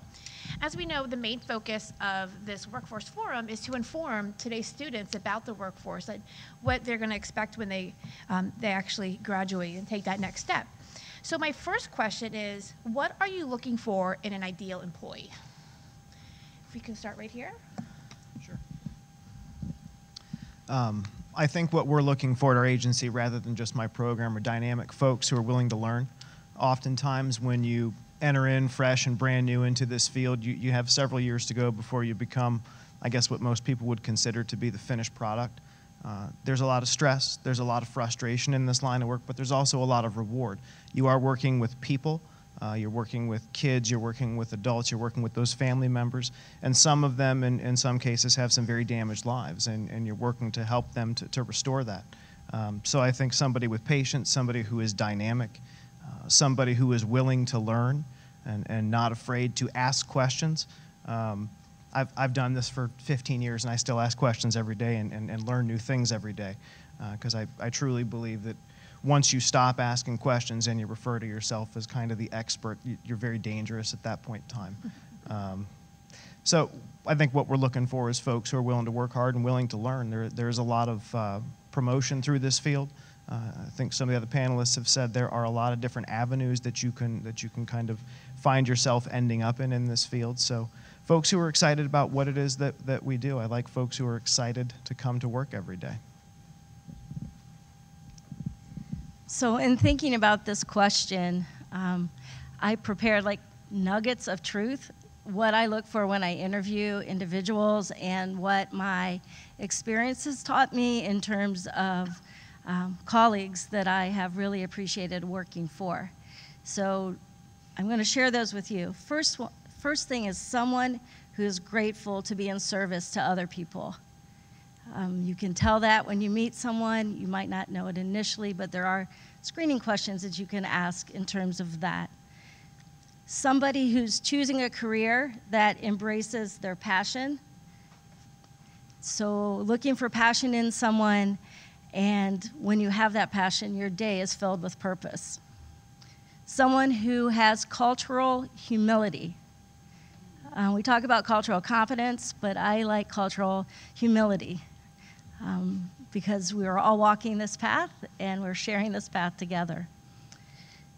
Somebody who's able to talk about what their specific value add is. So when you go out and interview, think about what your specific value add is to the organization. This is the time of year where everyone's going out and interviewing, so I find this next thing very important, which is preparedness, being prepared for your interview or as you approach your job each day. Beats experience when experience fails to prepare. So if you're prepared, you are lifting yourself up and putting yourself sometimes on par with experience. commitment to working beyond the minimum. So job descriptions talk about the minimum standards for what they want you to do, right? Oftentimes people say, oh, Amy gives 110%. Well, I really can't give more than 100% of myself to my work. So it's working beyond the minimum. The ability to talk about why someone is choosing the organization. So why would someone choose Access Ohio as a place that they would want to work? What do they know about us? This is the most I will talk, I tell you, on this panel right now. Ability to communicate in a style that's based upon the receiver. So we work with multi-generational folks. We also use lingo a lot of times in our work. And so knowing the audience and who you're talking with, and that could be you know, clients, different forums that recipients of service use, but also professionals, and sometimes those two things also overlap. The ability to make ethical decisions that support the mission, vision, and value of the organization that you're interviewing for or with. Another phrase I like is exhaustive listening. So to listen often more than one talks. Someone who is change tolerant. Change is unsettling for everyone at any phase of their life, whether you're a recipient of server or a provider of server or provider of service. So with that also comes conflict, and asking people how they handle conflict, maybe even in their personal lives, you know, will tell you a lot about how they're going to approach it in the work situation as well. The ability to collaborate, and that doesn't mean just sitting at the same table, but finding the common goal in different approaches. So everyone brings their own stuff to the table, and how do you really work with those different approaches? The ability to be nimble and the ability to prioritize in your work. The ability to grow new leaders, to incubate ideas. We talked a lot about skill groups, so best practices do have a role. Self-care practices are really important. I think of them as protective factors for stress and burnout, but also as we talk about the opiates, the opiate crisis here, one thing that I haven't had time to think through thoroughly is how do we prepare people differently than when I started my work for people dying, right? I mean, new people coming out into the field, they're gonna have, and if they work in addiction, they're gonna have people die. I can count maybe on one hand, other than from natural causes, clients that actually took their own lives that I personally worked with. But people are gonna be faced today with having 20 clients 1 week, and they might be young, right, or new to the field. So say you're 24 years old. How do you prepare someone that half of their clients may not be here at the end of their probationary period because they OD'd? I don't know. And then I'll leave, I guess, my comments with this. The ability to understand financial statements and budgeting, because those are very important practices that we don't always think about in terms of being service deliverers ourselves, service providers. But if we don't have the resources to carry on the program, then the program won't exist. Great, thank you. Yeah, I would agree with all of that. And it seems like a lot, but when you're really caring about the people that you're working with, then you're already more than halfway there. So I think somebody who's really engaging. When I got here today, I felt like I was out of place and where am I supposed to go, and a little bit nervous. And Adrena Tark came out in the hallway and took me by my hand, and all of a sudden everything was okay. And just, welcomed me and was happy that I was here. And when you can engage people like that, you just calm them way down. They're really afraid a lot of times to get the help, to make the changes, and just giving them that support and engaging them into treatment, into the services, you've already gone a long way to helping them. And also, I think we struggle at our office a lot with paperwork, because everyone says, well, that's not why I got in this field. I'm here to help people. But if you don't document it, and I'm sure you've heard that, then it didn't happen. So we do have to be good at documenting and new technology, and it can be brief, but you just need to know what to put in the notes and that kind of thing. That's so critical, and being on time. We're trying to teach people how to make positive life changes, and it's not necessarily our tendency when we're people to be on time and all of that, but it's really important, and it's very respectful to them. And I think the other thing is being willing to work with people who have a lot of stigma. Some of the programs that we've started in our community, people were very hateful. How dare we want to work with those people? And to help just listen to them and understand, because there's fear behind that. But we can help educate people, and you will be doing that all along the way. But it's also very rewarding, and to see people getting better. We have a high death rate right now in our field with people that we work with, but we also have a high success rate. So those successes are what we will, be excited about and help us to keep moving forward. A lot of the points the other panelist I would agree with. For us, we obviously need somebody who's very adaptable, who has the ability to communicate with varying people. We work with very young kids to the elderly folks and everybody in between. And we're dealing with addiction, alcohol, domestic violence, sexual assaults. It runs the whole gamut. Families take advantage of some of our clients. We don't serve we do serve a specific niche. So we need people that can work with our clients that are walking in who have experienced maybe 10 different things in a given week. Experiencing death. We see the whole gamut. We really require that our employees use American Sign Language to be able to communicate with individuals in the state. My parting gift to you would be learn it. Learn how to sign. You have to have great people skills. Some of our clients that are walking in the door, their language is limited from language deprivation, and you have to pull out some information from them. Some of them may have some intellectual disabilities. If you truly want a different experience, please come see us. Great, thanks for all those great answers.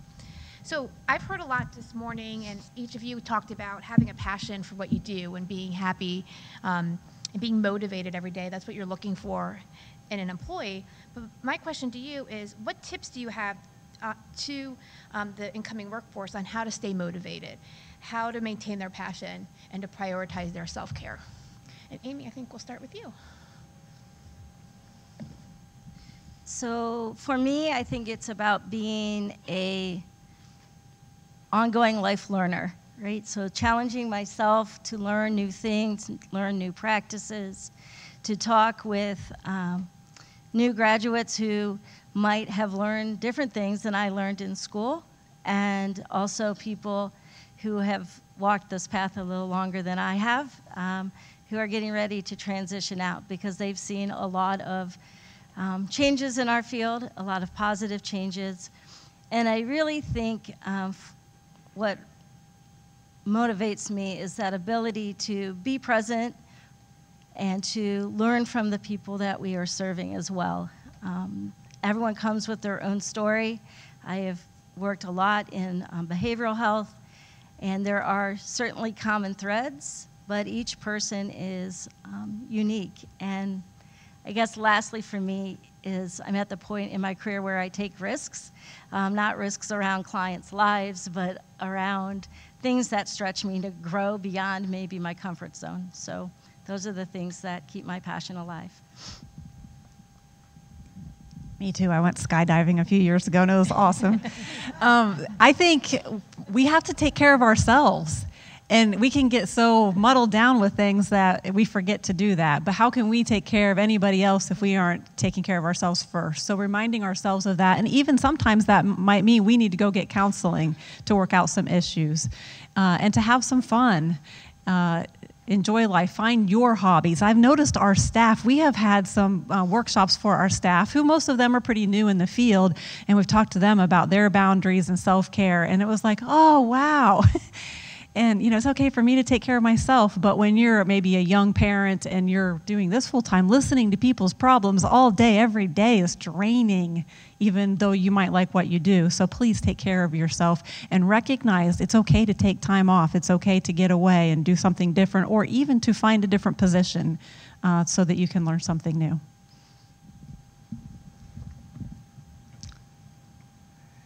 As you can tell, once you're passionate about work, it's easy to fall into that daily grind, and you tend to forget about yourself. So my advice to you is don't do that. Definitely take times for breaks. You have to live your life and utilize your support system, whether it be your coworkers, you know, and make sure that there's not one person in the office that's taking on the brunt of your venting. I used to do that a lot when I was down in South Carolina.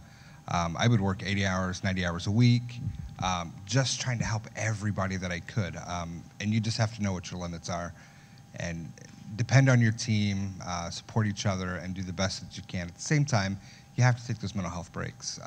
Take care of yourselves, watch movies, go for walks, those sorts of things. It's absolutely vital. I think self-care is a huge part of it. One of the things that I think you also have to be very good at is managing the stress, not just at work, but outside of work. One of the examples that I give, the way that I manage my stress is for probably 4 years I haven't had my ringer on my phone on, because I know after 5:30, 6 o'clock, if it rings, it's just bad news probably. It's not great. So I'd rather control that anxiety and just feel it when I feel, you know, every 20 minutes is appropriate. But yeah, I think you have to find ways to have fun at work and outside of work. And one of the biggest things that I've tried to tell people, I know that everybody goes in this field to help people change and to try to save lives. If saving lives is your primary focus of showing up to work, you will get burned out very quickly. That's too much power I don't know anyone who wields that kind of power. The ability to save a life and make people make better choices. We work with people and try to plant seeds through relationship building, rapport building, to get them to make those decisions on their own. But if the primary focus is to save lives, it becomes very, very harrowing work. So while that is a part of it, I think that people need to take a look at this career as being something, ongoing self-development. That's not just professionally, but personally. I think growing personally and emotionally is how you become excellent in this field as a professional. Great, thanks guys. So Tanya talked about in her answer about maybe looking for a new position or something to keep you motivated, but it's hard at an organization to lose good employees, right? We want to be able to keep and retain our employees. So my question is what is your organization's employee retention plan to help make sure that you're keeping the good employees you have? And so Tanya, we'll start with you. Well, that's a good question. At our office, I think sometimes we are, as a community behavioral health agency, we are teaching people who are new in the field, and then they become pretty independent and knowledgeable about what they do, and then they move on. So it is really important for us to always be trying to gauge ways that we can keep people. And I think having a good mentor at work, somebody that they can look up to and learn from, is important.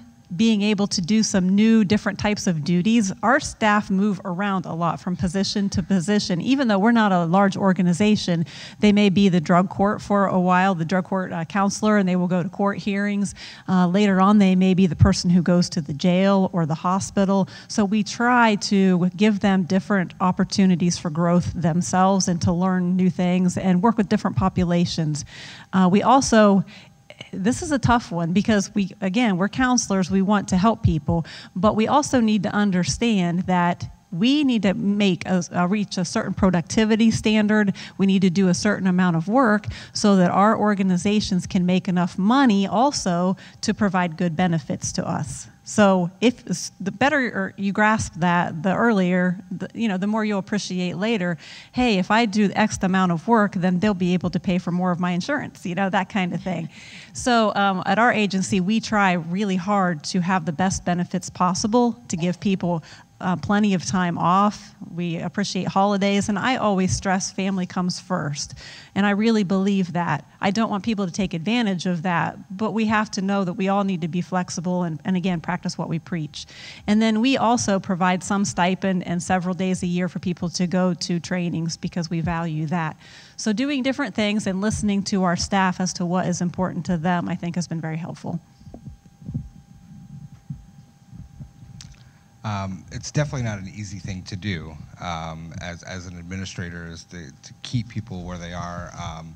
People come and go. We don't pay big bucks. You just can't. But what we do is we try to provide an environment where they will enjoy working, they'll want to come to work, and obviously giving benefits, vacations, an opportunity to kind of switch positions within the agency. Typically, with our organization, people stay a long time. It's not something, so some people do have to wait if they want that promotion, or if a new program comes to fruition, then we'll give them that opportunity. But we encourage staff involvement through retreats and activities. We do working vacations where they can do a little bit of work and play, where we have an opportunity to learn and strategize. I think that's so critical that we involve our staff in our strategic directions on where we're going to go next. And that's really important to our staff. And when staff feel like they're a part of what an organization's doing, they're going to stay and they're going to continue to be passionate about what they're doing.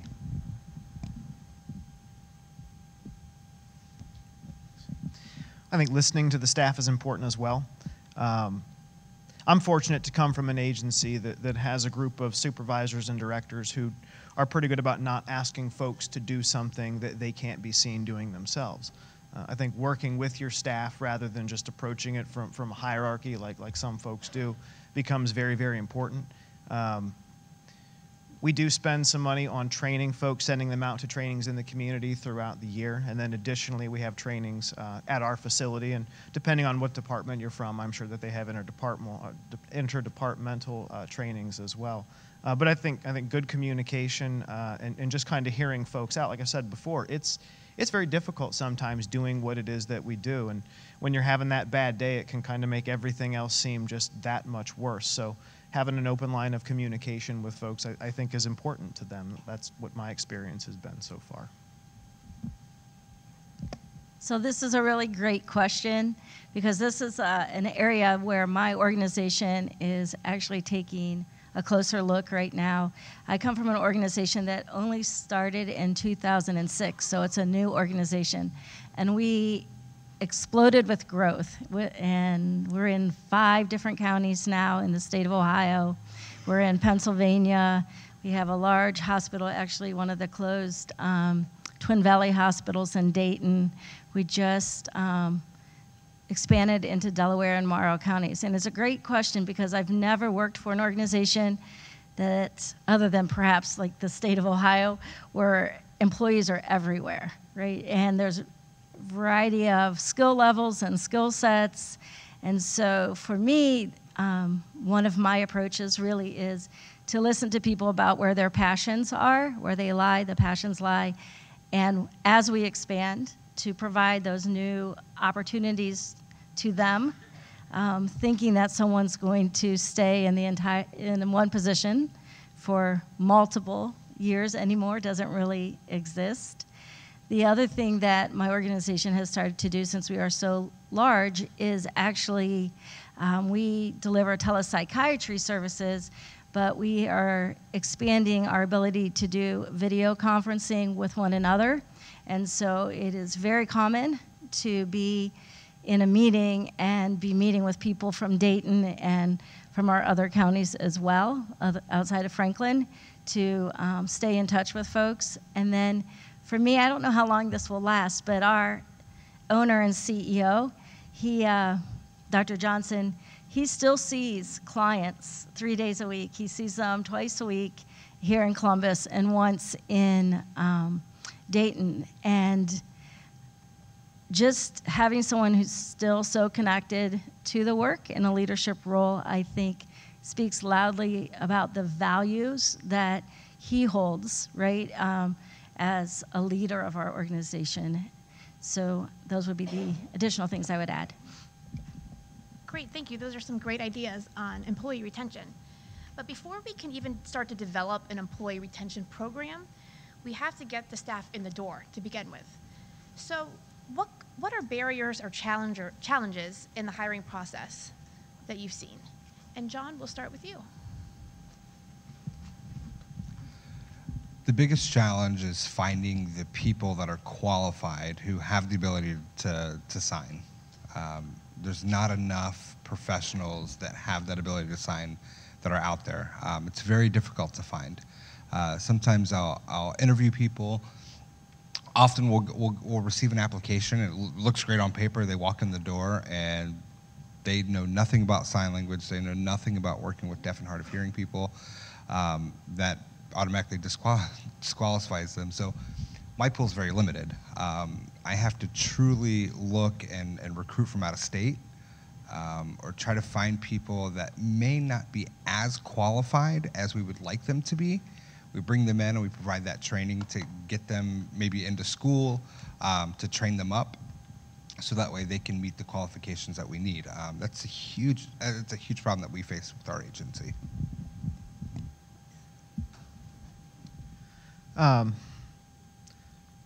Part of the struggle that we find is there's a lot of competition now in Columbus and Franklin County. So I think a lot of times where years ago maybe a person had a couple interviews, they probably have multiple now. One of the frustrating things that we run into is people that we interview, they seem like they'll be a good fit. We go ahead and set up the second interview and they're a no-call, no-show. That's happened more frequently than what I think we care to experience. The other issue, at least for me specifically, because I work with kids, there are certain things, well, basically, you can't have any types of felonies, no convictions. We've seen plenty of people who look like they're going to be good candidates, but they have a background that unfortunately does not permit that. So I think that's a big challenge right now in recruitment, and just finding the type of person who is wanting to work in an agency and all the programs that we offer. One of the things that I noticed working as a professor over at University of Dayton is that's a master's program that is built on the assumption that you are all going to enter into private practice, which you can do. It's difficult, and when that's the focus of that particular programming, folks walk into our environment for the first time thinking that they're going to work with some kids and play with them, and that's not the kid that we deal with at all. I get threatened just about every day. And the adult programs as well. It's one thing when you've got some experience. It's another thing to come in and say, hey, I'm willing to do everything. And then when we take you to where you're going to work and you open your eyes and say, whoa, that's what this is. Right? I think that's a challenge as well. So I think it is about, for our organization, since we offer, as do many organizations, multiple positions for psychiatry, nursing, social work. Where we're struggling right now, chemical dependency, are those individuals that are independently licensed, because that seems to be shrinking in our community, at least my experience. Nursing, we do have a number of psychiatrists. We have about 35 that work for us that can do telemedicine. But I think that it is, once again, to that retention piece, getting people in and keeping them, because as new people come, you need folks, we heard this earlier, who are around to help supervise these folks to help them grow and get the credentials they need. So we really are struggling with the independently licensed folks and nursing currently.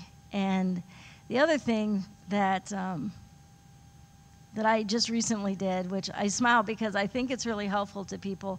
We had a young person who came to work for us, and he is really young, he's in his mid-20s, and he found that he wasn't a great fit, right? And I sat him down and I talked with him, and I heard from him what he wanted to do and what we had currently to offer in terms of employment opportunities was not what he wanted to do. And I gave him permission to go look somewhere else, right? And those are hard conversations, but in the end, when he finds that right job, it wasn't that we asked him to leave.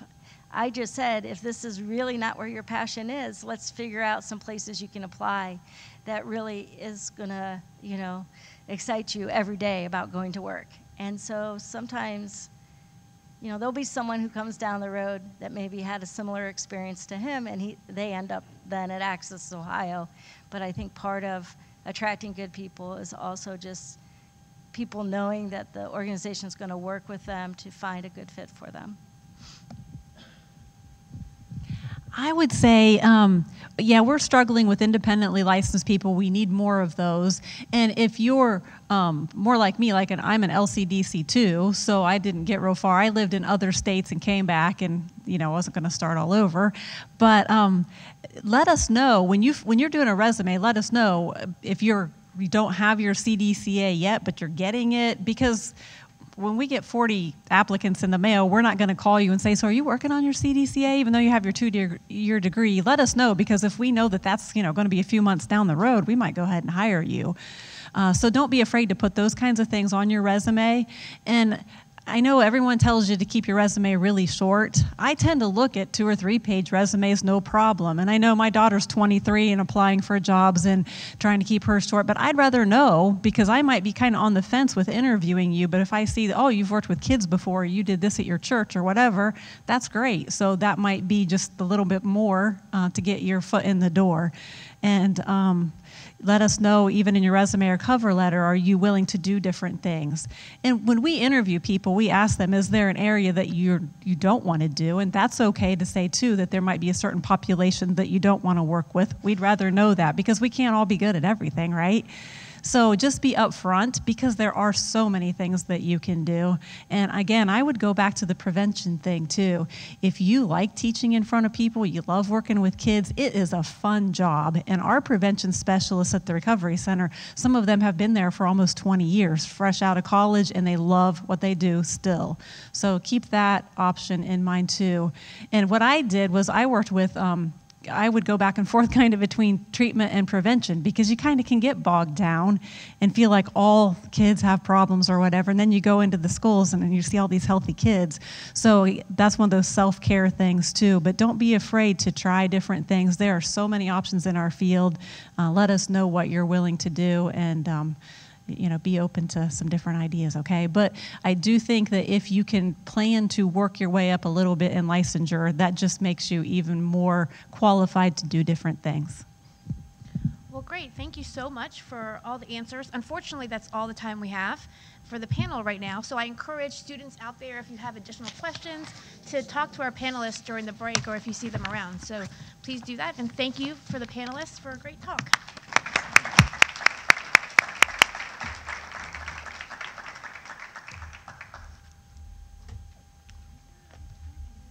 All right, we're about to transition now to the student recent graduate panel. So this would be a great time if you wanted to. We did refill the water and creamer for the coffee, so please feel free to take advantage of the 3 minutes it's going to take for us to be ready again.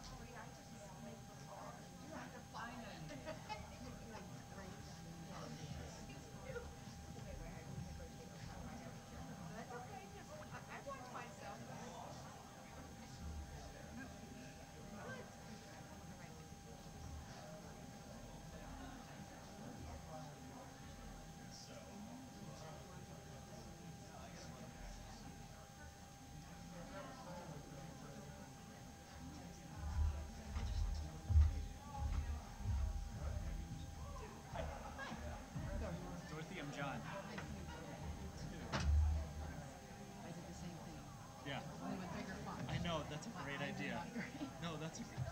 I was realizing I wrote so much.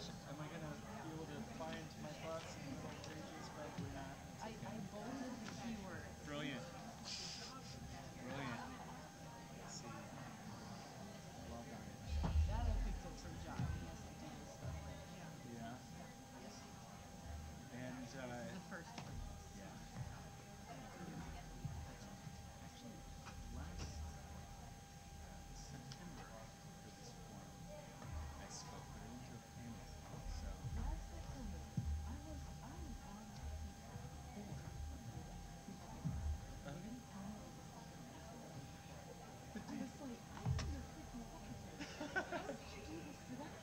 that's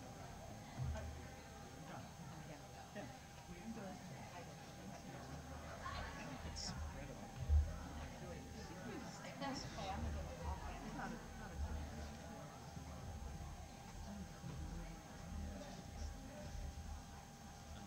So you are you just graduated, is that right? Or you're in school? I graduated with my master's in about 2 years. Awesome, congratulations. Where at?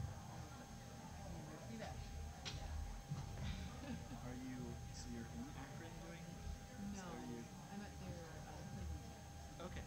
okay, so you're, So is it just 3 hours? There was another 2, so I don't know. They- Doing live streaming. You know how you make faces or recording it. You can watch it. Oh yeah. So we're doing NAADAC's website. Although if you want to use their website and download it, probably put everybody trying to find it. Yeah, but that was a madhouse. did you really? They did. Trying to do email. Of course, the thing about people's email server. So maybe it's not live streaming. So we can do that. No, I'm known for my facial expression. So I put a prayer thing on Facebook. Like, please pray for my facial expression. It's not on, is it? Pray for the fish. See, I have to make sure I don't do those little notifiers that they do. Right. Biting your fingernails, curling your hair, picking your nose. My luck. The one time I do it is going to be on camera.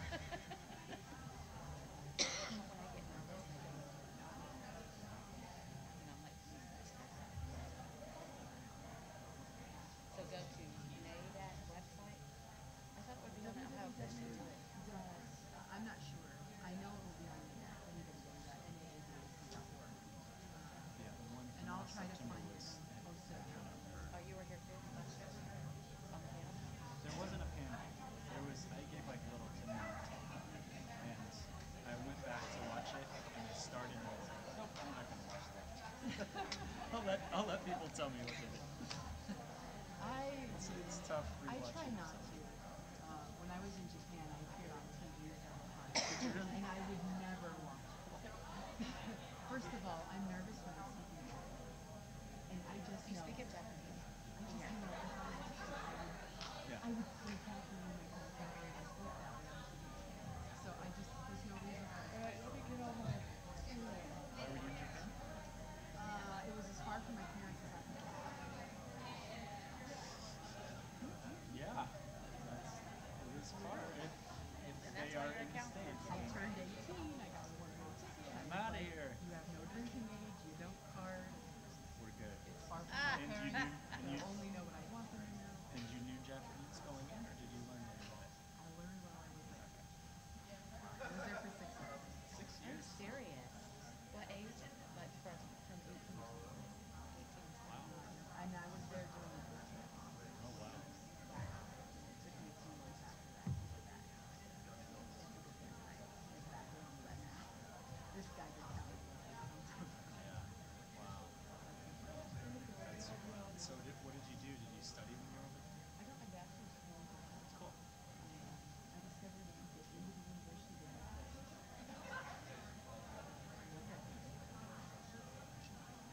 and then I stuck around for but after That's it. Done. I'm out. which is a good sign.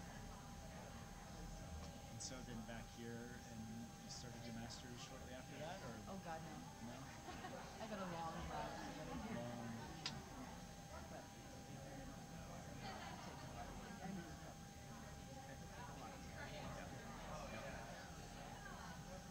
So, you're getting your master's in what? Social work. Cool. And how about you? Also long story. I have a bachelor's in philosophy.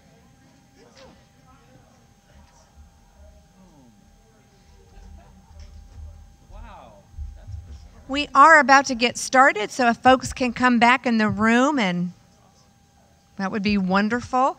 I do want to make an announcement. This was not clear, that we are actually providing lunch today. So if you're worrying about scrambling, coming and going, you do not need to leave early to go get lunch. We will have it here following our presentation from Mr. Anders. So we'll look forward to having that time with you. In just a moment, Joseph Hill is going to come up and moderate this panel. So Joseph, are you ready now at this moment?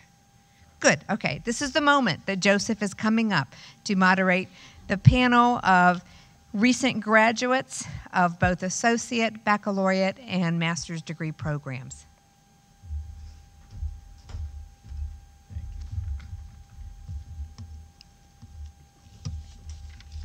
Good afternoon, panel. Yeah. Now, we've heard from our providers and their perspectives, but the big question that we all want to know is, what do our students and those entering our workforce want to know? These guys represent the future direction and missions of our systems of care. And from that perspective and in consideration of what you've heard this morning from the speakers, we want to hear from you your thoughts and what you feel is needed to build this workforce.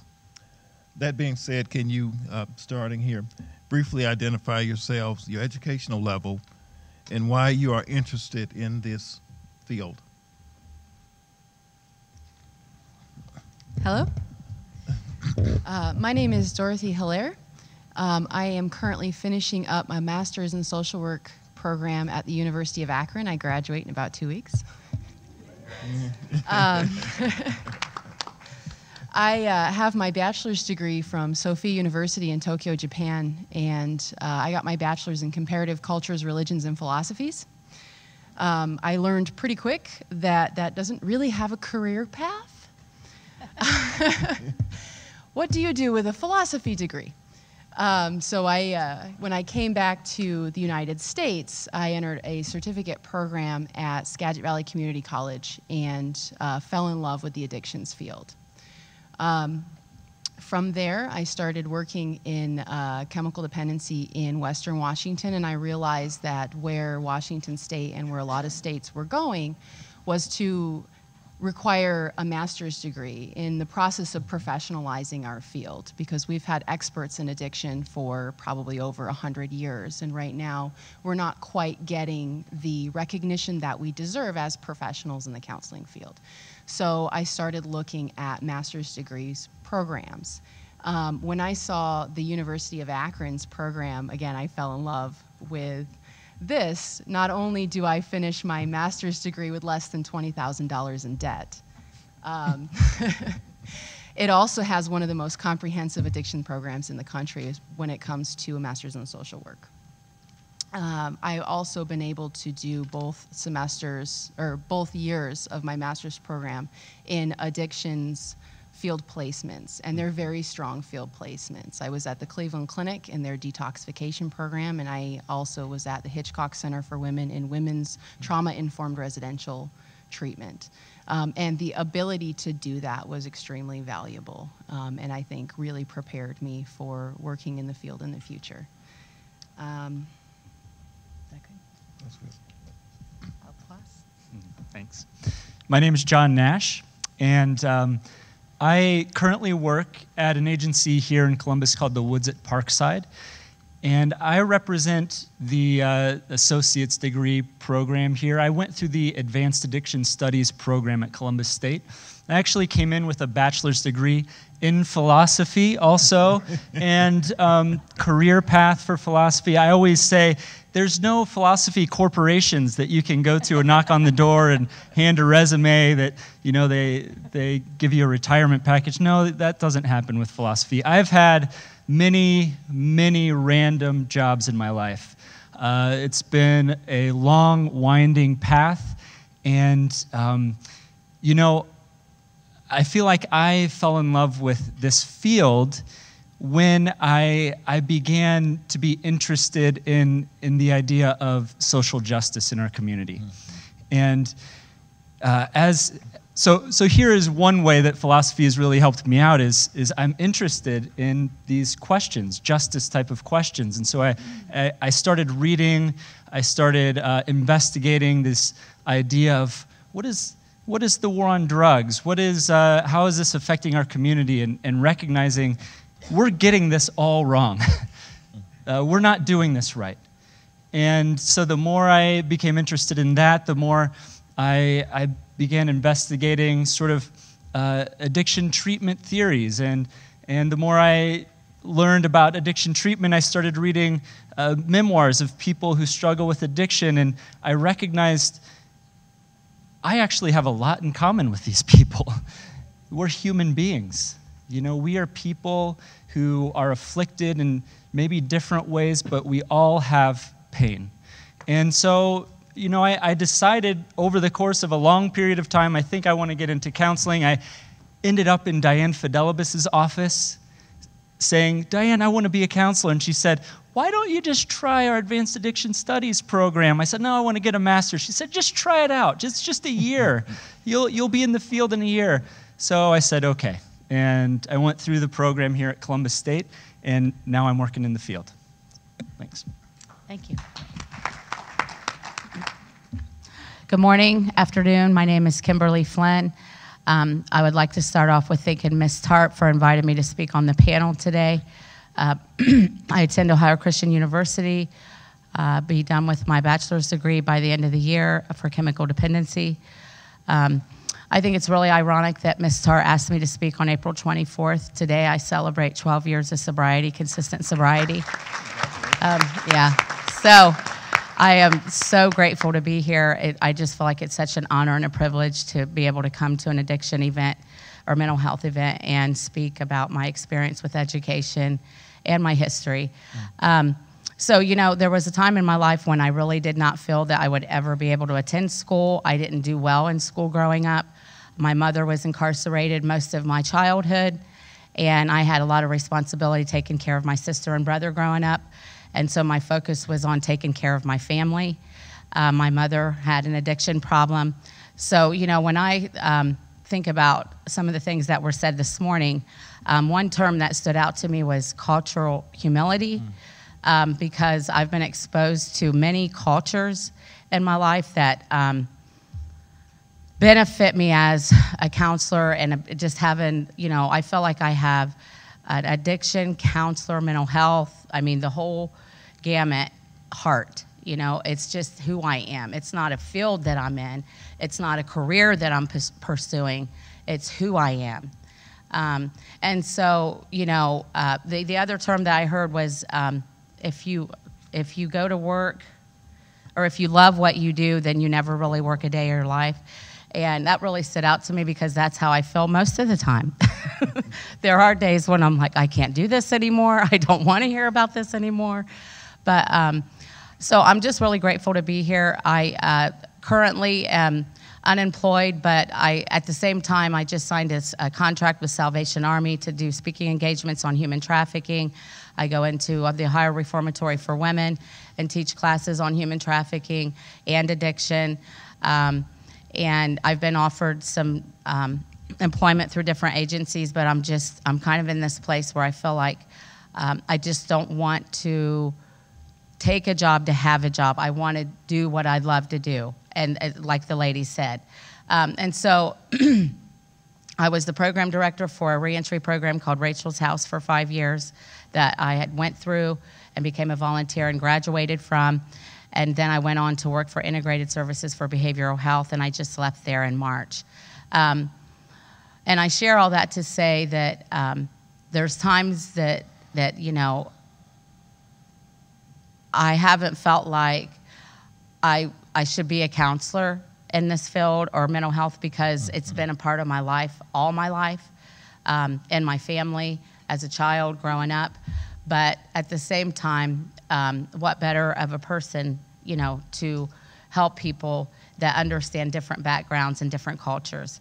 And I also am a part of the Ohio Reentry Coalition, Ohio Ex-Offenders Reentry Coalition, and I'm also in the process of developing trainings to talk about the reentry process, because there's a lot of reentry programs that are out there, but the key word was cultural humility. If you don't understand the culture of someone that's been incarcerated, because it's a culture, if you don't understand the culture of incarceration and the process that a person goes through when they come out of prison, and I'm not talking about finding a job and getting housing and being reunited with your family, I'm talking about the anxiety, the fear, the trauma, all of these aspects that we don't see as counselors sometimes, you know.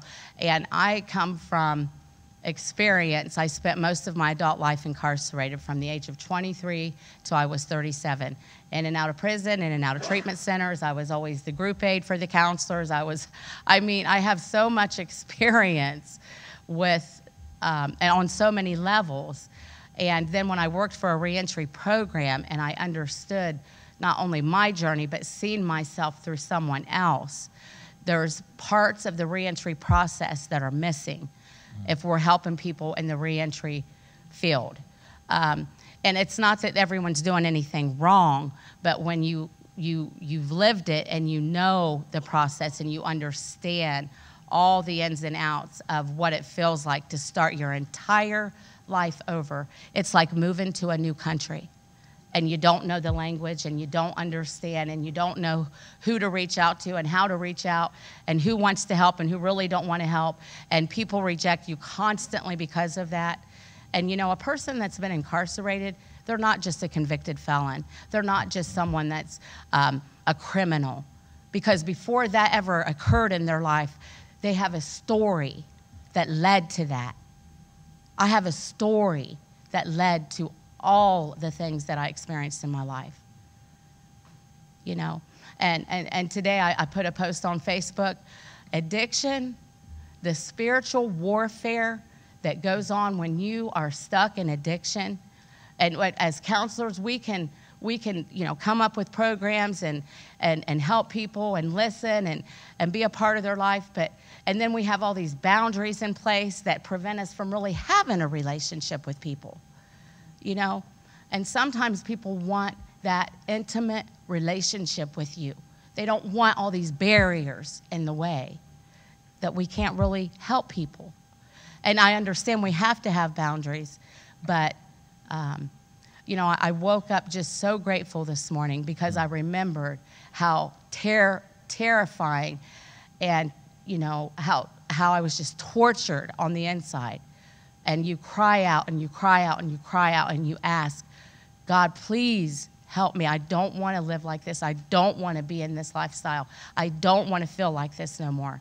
And you wait until your change comes. You have to wait till it comes sometimes. I pass.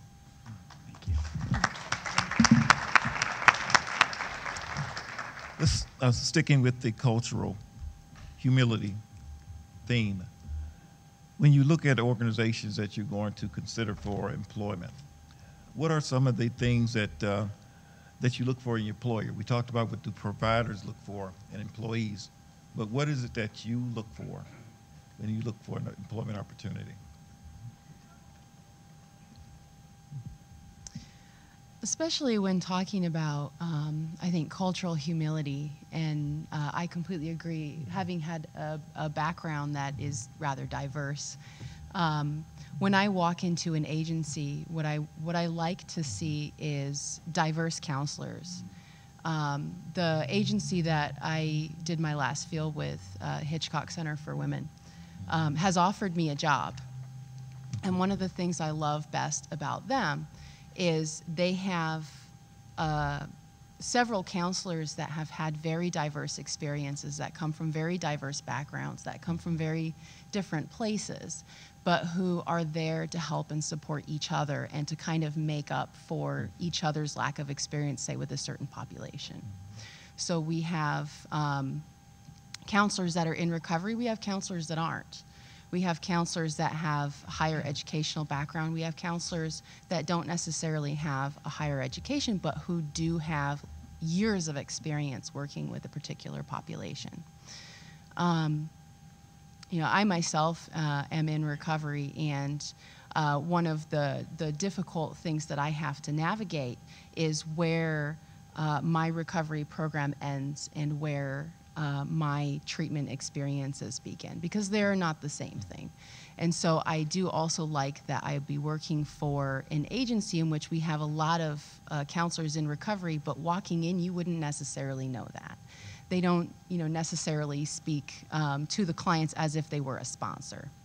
They speak to the clients as a treatment professional. It's a very professional agency that way. And I do like seeing that, because they bring with them the understanding from every different way of looking at the issue. The other thing that I really like about where I work is my particular area of interest is not just addictions, but it's addictions with women who have sexual traumas and human trafficking, and some really difficult issues to work with. And I love that the agency that I work in specializes in that, and in trauma-informed care, and in a way that's really supportive. So just like our providers had a nice long list of what they're looking for, I came up with a list, and I'm new in the field, so I'm still idealistic, and I hope I remain that way. But here's a few things that I think are really important for me, wherever I am, wherever I work. I want to work at a place that values individuals over mere systems. I want to work at a place that values taking risks with new ideas that potentially challenge treatment as usual. I want to work at a place that values a commitment to the process of recovery and not merely the results. I want a place that values the qualitative alongside of, if not more than the quantitative. I want to work at a place that values asking big picture questions. I like big picture questions. So the big picture questions such as, why is this epidemic hitting us here and now, this place? I mean, we can just go along as normal, put Band-Aids on the symptoms, but I want to engage in these big questions. I want to work at a place that subscribes to the tenet set out by one of my favorite authors and heroes. His name is Brian Stevenson. And he says, each one of us is more than the worst thing we've ever done. I want to work at a place that provides opportunities for professional growth, development, and education. And something that I forgot to mention, but one of the panelists earlier mentioned, I was not prepared for the grief and death that happens in this field. And fortunately, I haven't experienced that with any of my caseload, but I have experienced, I interact with all of the clients in my agency, and I have experienced seeing clients walk out of our agency and gripped by addiction, they go back to their use and they're dead within hours or days. And I wasn't prepared for that. I knew that it was a possibility, but I want to work at a place that allows the clinicians to process through this. I think that's pretty critical for me. Okay, I'm not sure how to answer this question, but I guess when I look for employment, it's, you know, that the saying, first impressions, you know, the first impression that I get from the person that I meet with. A lot of times what I've experienced in this field is that, and it's happened to me, and I know it's happened to many of us sitting in this room, is that people are exhausted from all of the responsibility that they have as counselors and paperwork. And you sometimes walk into a place and you can see that on almost every person there. Everyone's scrambling, everyone's running around like a chicken with their head cut off, and they're trying to be polite and reach out and make everything look good. And I've been there, I'm that person. And I've had people say, man, to me as a program director, you just seem so busy. You seem so, and so they don't feel like you have time for them. Our clients feel that way sometimes. But so I can walk into a counseling center or a place of employment and look around at the people that are the employees working there, the person that's going to interview me before the person that's going to interview me ever comes out, and kind of get an idea of what kind of organization or what kind of responsibility they're being, is on their shoulders that sometimes isn't in their control, depending on who you're funded by and what the responsibilities are. And I've worked at places where it just seems like, for me, counseling, interacting with people, billing hours, how much you have to get in billing hours compared to how much time you can spend with a person. And then, you have to have a certain amount of billing hours in, and if you don't meet that requirement, then you really can't spend time with people if you're focused on the billing hours. And so I say that because I love this field, but I feel like this system is broken in so many ways if we really care about people and we want to help people. I heard someone say, and this is so true, you see success story after success story after success story. I'm one. There's other people here that are one. In the midst of all the chaos and craziness, we still are able to help people, and thank God for that. Thank God for that. But I don't sometimes know how we do it. The system is just so demanding. And so, I'm a believer of fighting against that. If we really want to help people and we want to focus on recidivism rate and change the way we treat people and the way we treat ourselves and our family, because what we do affects everybody in our life as counselors, every person around us. And I've had people in my family say, that's wearing you down, or you're doing a great job. I've had the good, the bad, the ugly, go all the way across the board. So when I go to a place for employment, I look for those things. And sometimes because of the chaos is why I join. I'm like, oh, yeah, I want to get in here and see what I can do. Be a game changer. Sometimes that don't work, and I'm just like, okay, I surrender. I'll do whatever I got to do until I get to a place I can. But I look for someone that I know really cares about what the organization and the mission, like this lady over here was talking about when she was up on the panel. I look for the person that's interviewing me, the supervisor, my manager. How is she interacting with me right now at this interview? Because how she's interacting with me right now is how we're going to interact thereafter. And I don't know. That's all I have to say. Having said that, what are some of the things about yourselves that bring you to this field? What are the things in your own character that make this the type of work that you're interested in, especially considering the fact that what we've heard is that it's very challenging, it's stressful, there's burnout, there's not a lot of money in some cases. So what is it about yourself that brings you to this morass? In some cases? I don't think we get in this field to get rich. And I really wouldn't want to be.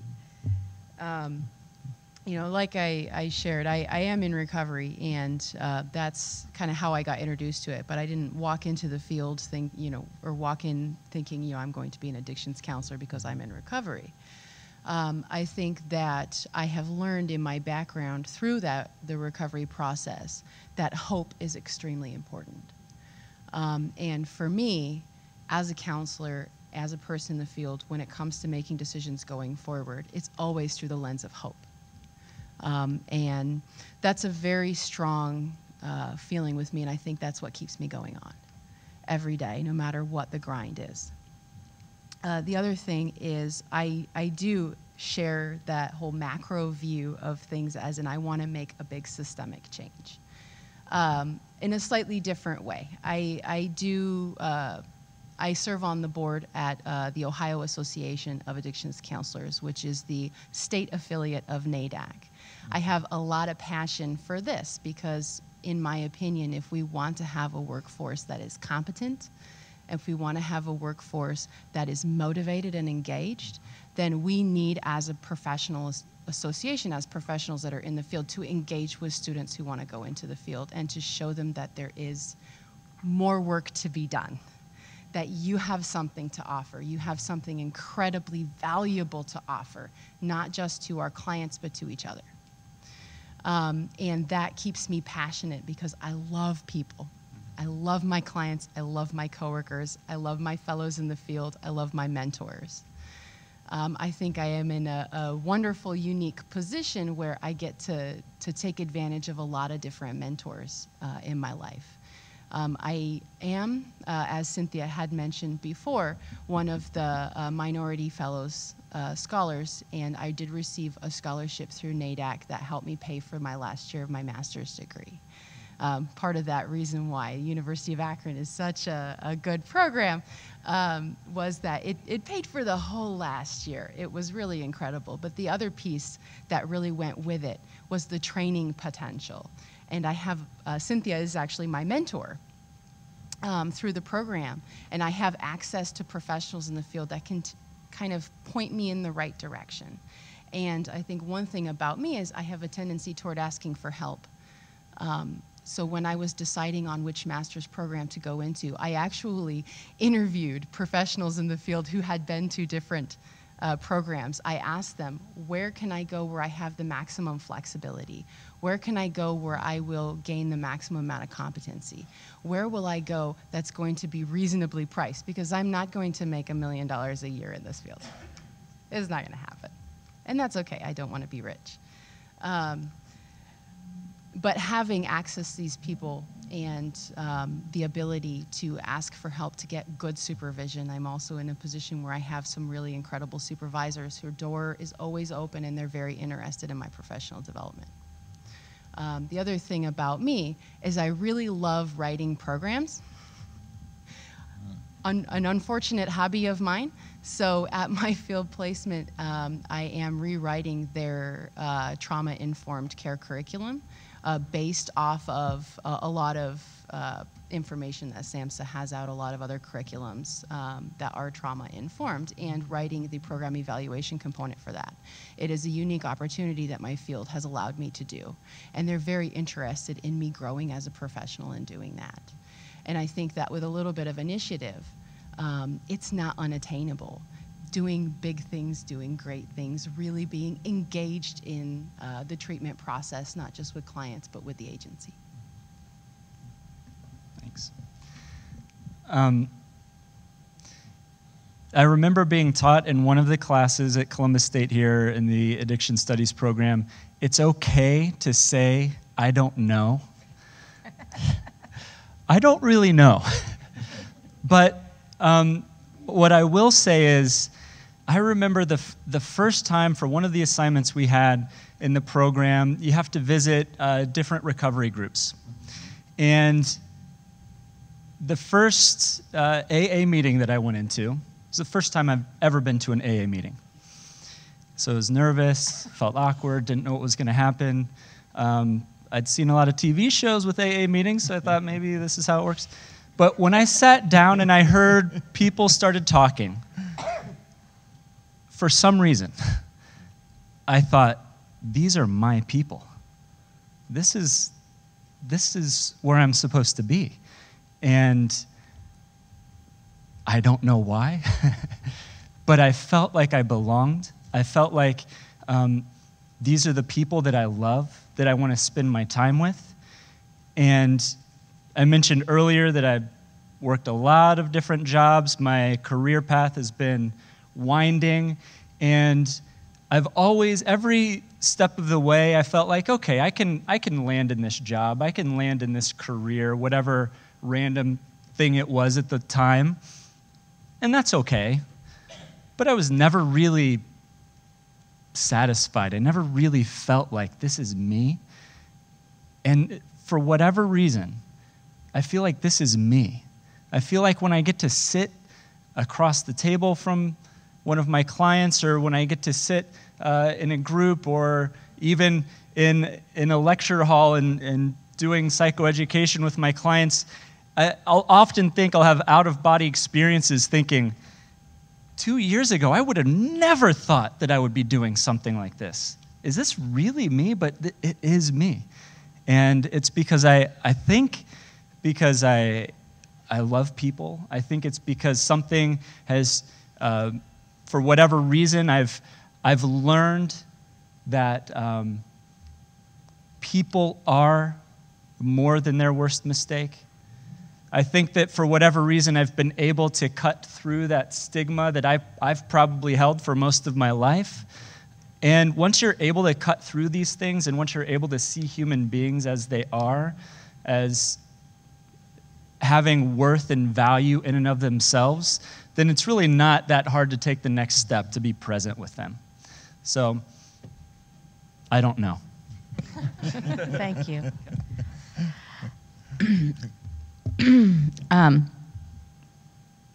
So I was sitting here thinking, okay, before I got in recovery and went to AA meetings and became a part of AA, and well, first of all, I began to pray and ask something to help me.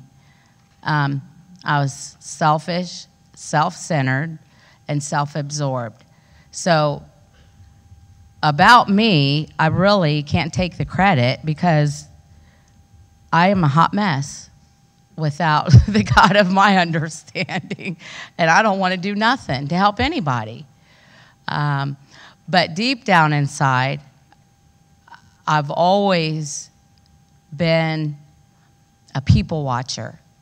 And so observe people and actions and behaviors and study people and soul search. Like if someone's, comes up to me and they're aggressive and disrespectful and they tell me off, I don't take it personal. It hurts, sometimes. But I want to know what caused that to happen. And so I just feel like that I have this, I feel like it's a gift that's been given to me, that I didn't never know how to use, and it would drive me crazy because I would see stuff and I would want to understand and I would want to search it out and figure it out and analyze and why and this and that. And now I've learned, I'm learning how to use it in an appropriate manner because I love people so much that I drive myself crazy trying to figure out what is the best angle to take for this individual in this time in their life, considering their history. And sometimes I fell, and sometimes I succeeded. And I don't take the credit, but my relationship with God leads me and guides me to do and say things that I never thought I'd be able to say and do. I'll sit after a conversation or a counseling session with someone, and I'll be like, I don't even know where that came from. And yeah, I do know where it came from, because it didn't come from, I'm not that smart. I'm not that creative to come up with things like that. And so, I just feel like, for me, being a child of God, the God of this universe, my creator, and knowing who I am in him, or learning who I am in him, gives me the greatest gift that I could ever offer anybody. Because the people that I've helped have helped me way above and beyond anything that I could ever offer them. Because they trust me.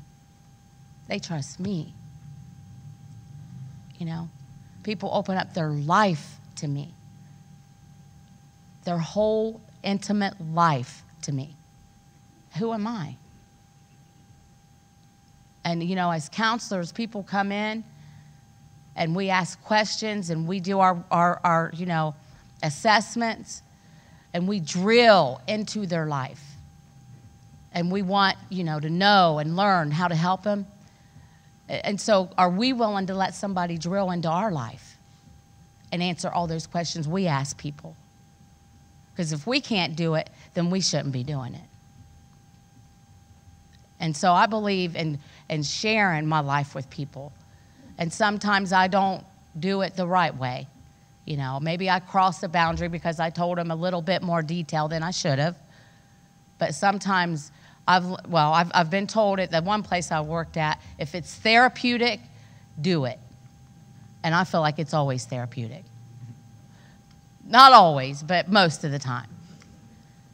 And so, but I'm so grateful to be here. I'm so grateful that all of you are here and just listening to the other panelists up here with me. It's just a beautiful experience for me to have this opportunity. And I thank you. And I thank Ohio Christian University because, you know, at the time that I learned about Ohio Christian University, it was Circleville Bible College. And I got this little flyer in the mail. I'm 6 months out of prison. I'm trying to fight to get my kids back and learn about recovery and do everything people are telling me. And I thought, you know, one day I'd like to go to a Bible college. I didn't grow up in church. I didn't know nothing about God. And I went to a Christian community when I got out to learn how to, you know, be a good Christian. And I'm still not there, but I'm trying. I'm sorry. But anyway, and years later, you know, I got another flyer. It was Ohio Christian University. And I went online, and I didn't even know how to use a computer, and applied, and they accepted me into college. I mean, that was remarkable for me to be able to go to college because I felt unworthy, stupid. I wasn't as smart as everybody else. I still feel that way sometimes. I don't have the language they have. You know, I grew up in the ghetto. You know, all these things. You know, to me, these are the beliefs that other people, you know, put on me, and I believed about myself. All right. And so I'm so grateful that I went to a college where I can pray in school, and the classes fall in place with where I'm at in my life. And it's just remarkable. I'm just so grateful for my life today. And it's because I have 12 years sober today. People don't understand how joyful I am. But if you've made it through and you do know, I'll be quiet. But I'm just so grateful. All right. Thank you all. Let's a round of applause for our panel.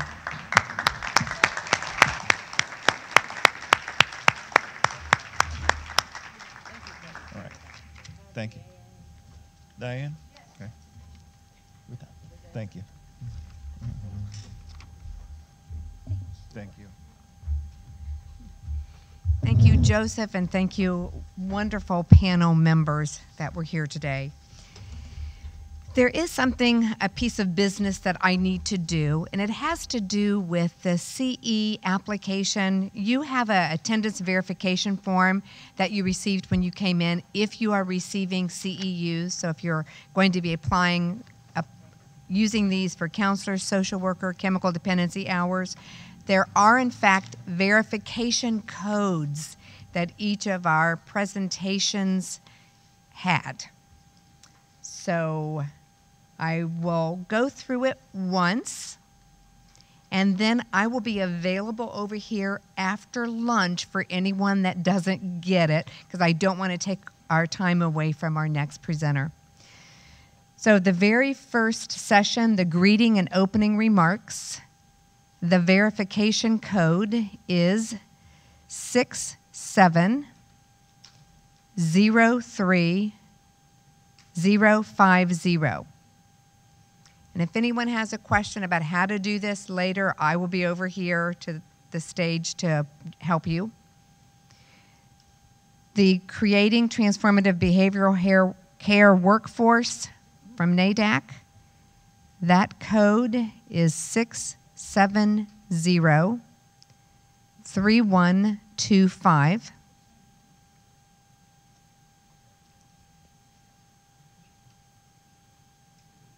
The Community Providers Panel. The verification code is 6703200.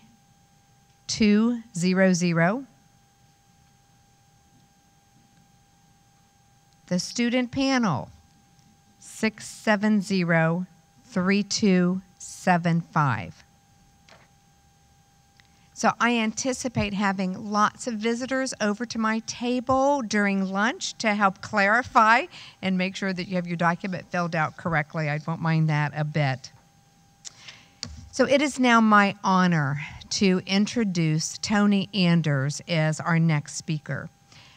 I had the privilege of having Tony in, I don't know if it was 2 or 3 classes, and Tony's one of those students, as you can imagine, John was one of those students that made me a better instructor.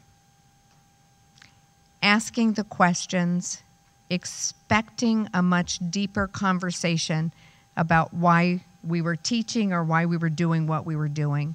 And that, I think, is what is making our workforce better, is folks that are coming in and asking the hard questions.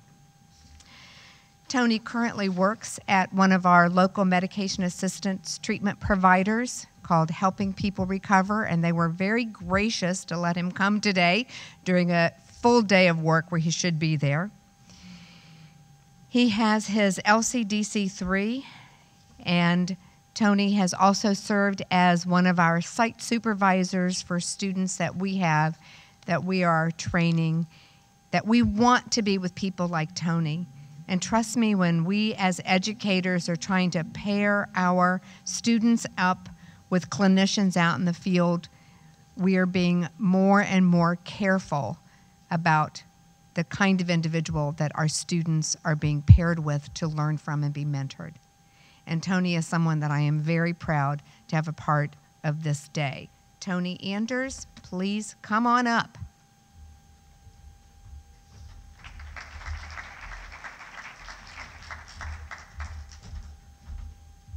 Right. Well, first of all, I realize I'm the last guy between you and lunch, and I respect that. So I will not blather on any more than necessary. I got a few things I want to go through. But like some of the others have said up here, I never would have dreamed a handful of years ago, sitting on the edge of my own rehab bed, that I would be here today. I consider it an honor, not only just on behalf of Columbus State, but also, Brendan, thank you very much. But I do consider it very much an honor to be before you here today. I was a hairdresser for 25 years. I worked for a family business. I'm very blessed to have a lot of my family in it. So I have worked with people on a very intimate level for a number of years. I really respect the human contact, building rapport and that sort of a thing. But still, even with all that preparation that I had for 25 years, I never thought that I would be here. Through some back pain, I used to do mixed martial arts and weightlifting and things, hurt my disc and began taking opiates for something what I considered noble. If I take these, I can show up for work. If I take these, I can provide for my family. If I take these, that the client in front of me who gives me a problem seems to be a little more interesting. But first you take the medicine, then the medicine takes you. So my wife thought it was a good idea that I probably need some help, much against my will.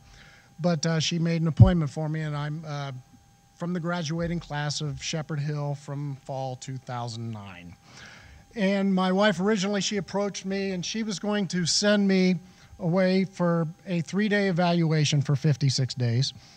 At the time when she told me it was a 3-day evaluation, I packed for 2 because I was going to show them what's up.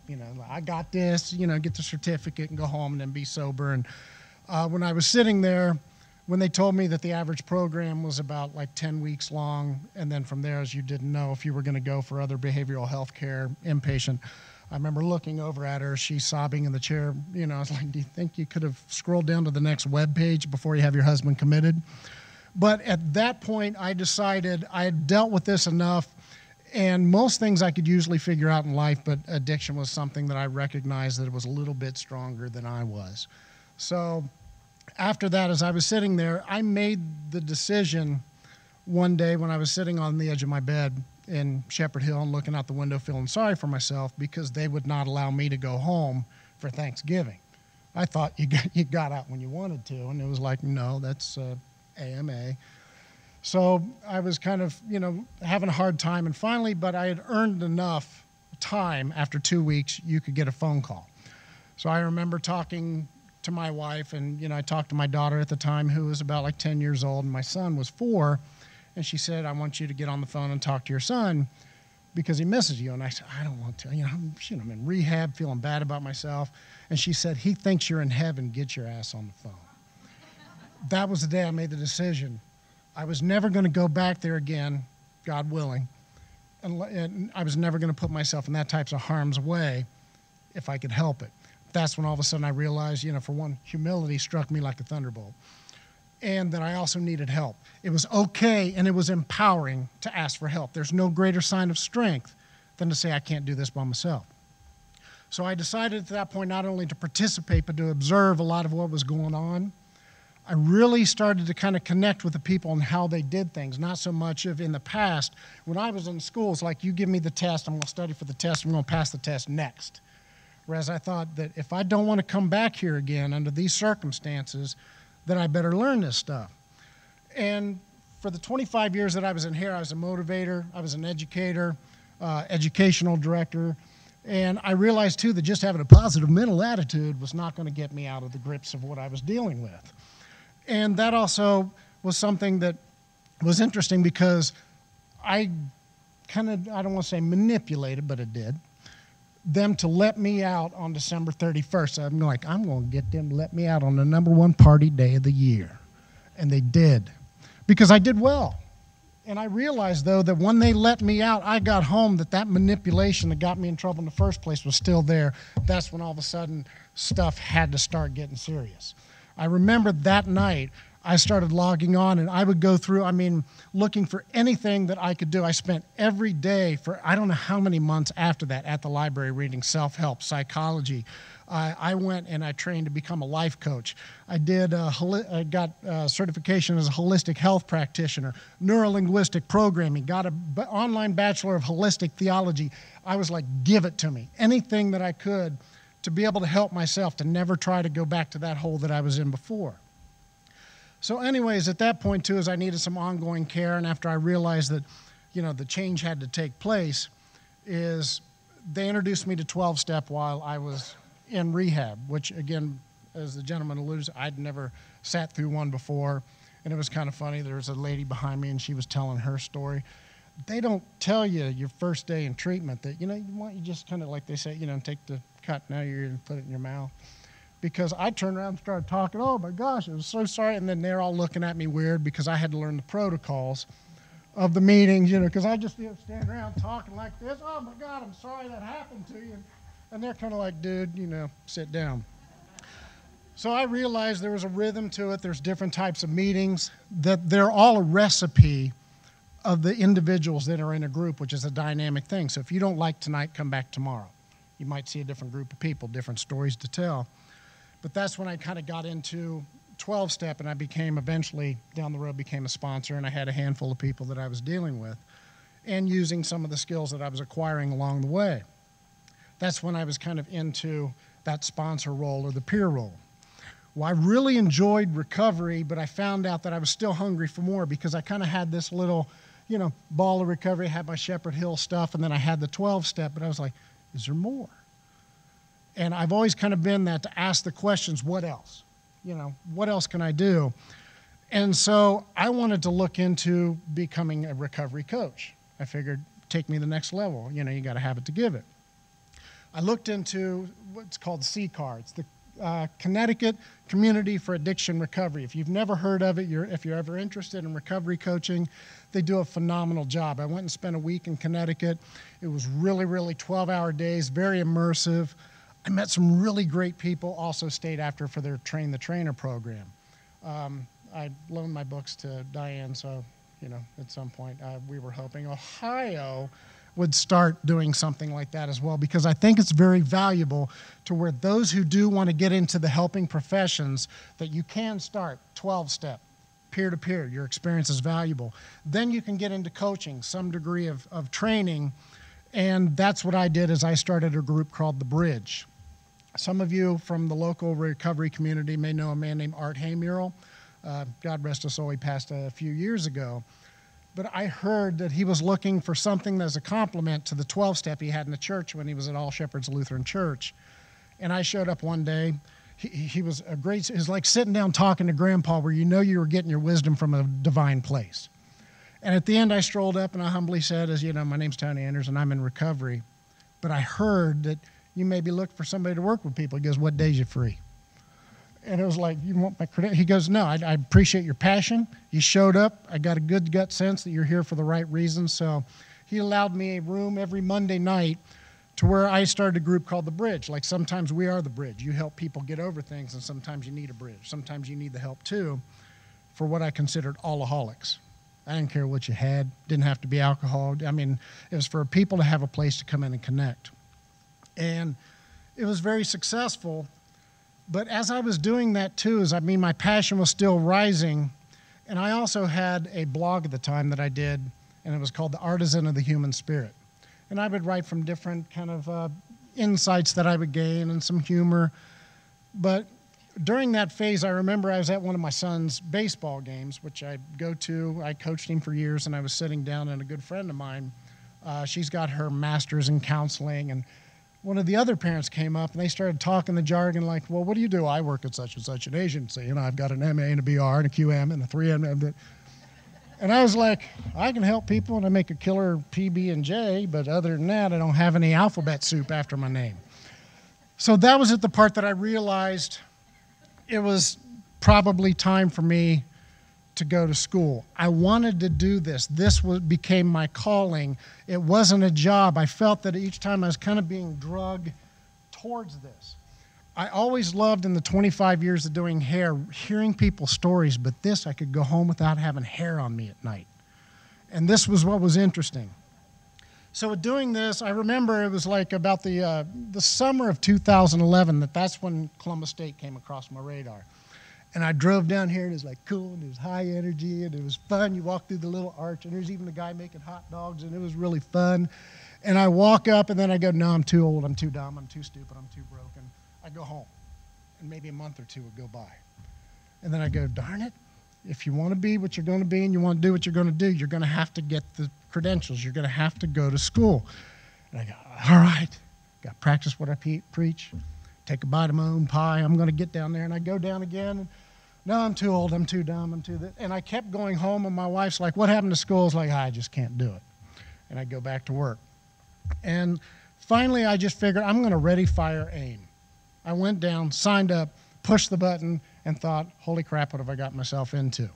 I was in my late 40s, thinking again, too, that I was going to, like a lot of colleges, which is unlike Columbus State, which there's a much higher age kind of median. But I thought I was going to be the only guy in a room full of a bunch of 18-year-olds, which my very first psychology class was myself and another mom. Everybody else is fresh out of high school. But I realized then life experience has value, a lot of value. Because a lot of times, too, when they were talking, again, psychology and behavior and all this sort of stuff, that sometimes those struggling miles did give me insights that made the material much easier to kind of glean and I could grow off of. So I learned a lot about myself as well as the curriculum. I was blessed at the end of my tenure here at Columbus State. I graduated summa cum laude. I was able to be like the student advocate and worked, but I also realized that I still had a lot to learn, a lot, still learning. But if you can see, is from going from the sponsor to the coach to the counselor, there's a really interesting article by a man named William White where he talks about the 3 roles. And I was starting to kind of progress through those roles of it's peer support or sponsor, coach, and counselor, where he discusses role integrity and clarity. I invite you to read it because it also, having that understanding of what different exposures that people have in the helping professions, because sometimes we do get kind of a tunnel vision. It was at that point I began working at a place called HPR Clinic, standing for Helping People Recover. Actually, it stands for Harry, Paul, and Ryan, but I said that didn't have a lot of marketability. So when I came in, I kind of changed it, much to their chagrin, but it's worked so far. Interestingly, I was still in school. I was just wrapping up my associate's degree, and it's where we've been talking about networking is I was sitting on the very last day of my practicum with my then supervisor, and my old supervisor from Parkside, the Woods of Parkside where I did my first practicum, I was at the Parkside's PHP program, and she called over, she said, hey, I do some part-time work at this clinic. It's working for some doctors, they deal with some opiates. Do you want the job? And she said, I can't because of family stuff, and for a few reasons, I'll take it. Didn't know what I offered. I mean, they could have, said Domino's Pizza. I just needed a job. And at the time, she said, I think you'll be really good at this sort of thing because of my, I danced with opiates in the past. But also, too, is working for doctors because of my inquisitive nature. I liked the information I could get. So that was kind of the insight on how the network is, that she kind of called over, sent in a kind of a written letter of recommendation, and eventually I just showed up at the front door and didn't leave until they hired me. Originally it was for a 3-hour stint on a Friday afternoon was where I was supposed to work, and I figured anything, beef up my resume, start looking good on paper as well as in person. But then again, as I figured from my years in hairdressing, it's like my dad, who was my boss and on the salon, he always said, is like, if you don't have a client, go get one. So I'd start hanging out in the lobbies, and I'd start seeing sometimes the parents were crying when the son or daughter get taken back for treatment. I go, you need somebody to talk to. Come on back. Or sometimes, too, is that the patient, while waiting for the doctors, hey, how you doing? I remember my first day sitting in rehab, the clock ticking was probably as loud as thunder. I had nobody to talk to. I was reading Trivial Pursuit cards to entertain myself until the residents came back from their trip to the Y. So I remember that fear that it felt like to sit in treatment. I started to engage them, and sometimes just sharing a little bit of my personal story. But with that, this is the point to where I started to develop some of my own philosophies and realize that it's okay to integrate yourself into your place of employment. It is okay to bring something to the table too.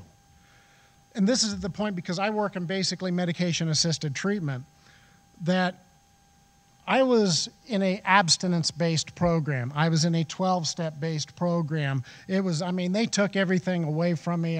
My, asthma inhaler. Anything that went into my body, they took away, and they said it was bad. Sugar? Nope. Like my morning coffee? Everything was off limits. So I was abstinence. It has so far worked for me. So that was kind of, it works for me, it must work for you, and And then I realized that medication-assisted treatment was also another viable tool, again being a tool, that could work for some people. And it had a specific use, a specific population.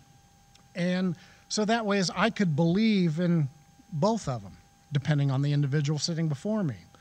Also, too, is that they used to do groups. I was from a place that was all about groups. I went to the Woods of Parkside. I remember sitting in the bubble, and we'd have a lot of groups.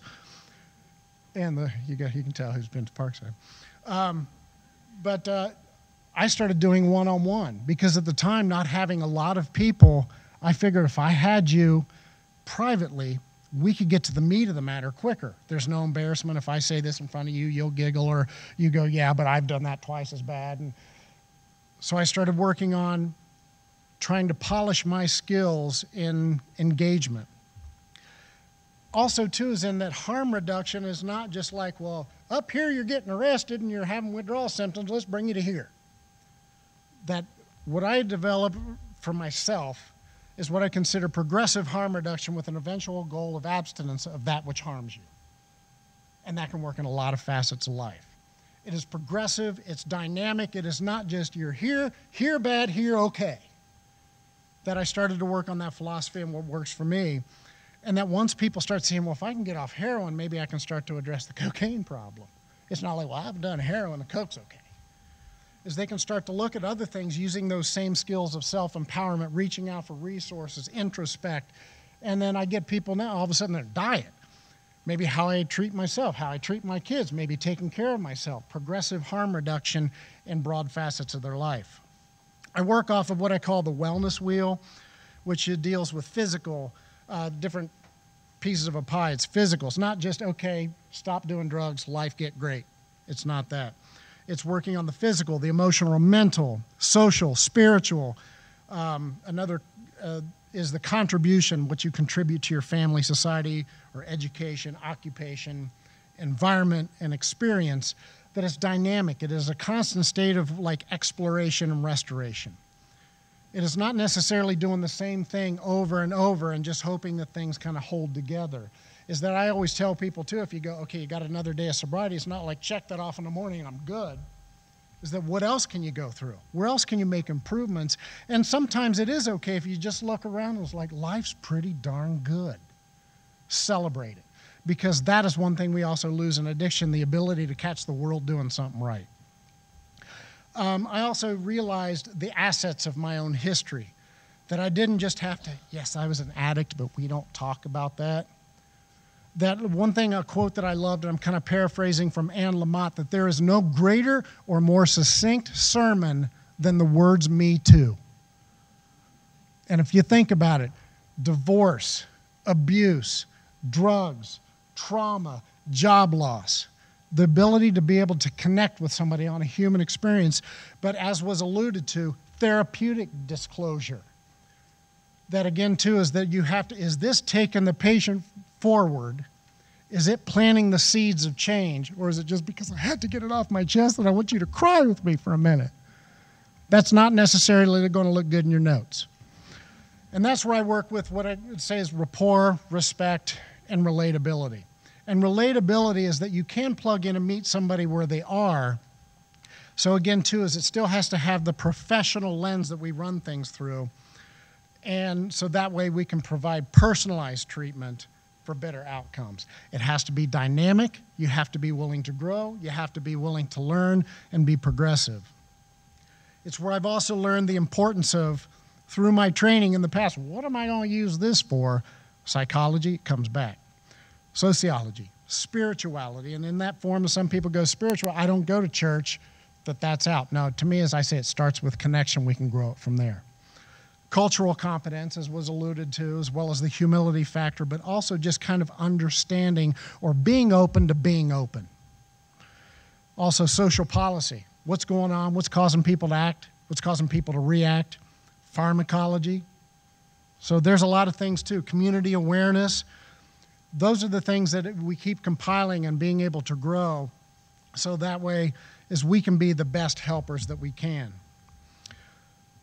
From there is also too, as I have gone on, I went to get my BA in psychology and addiction sciences.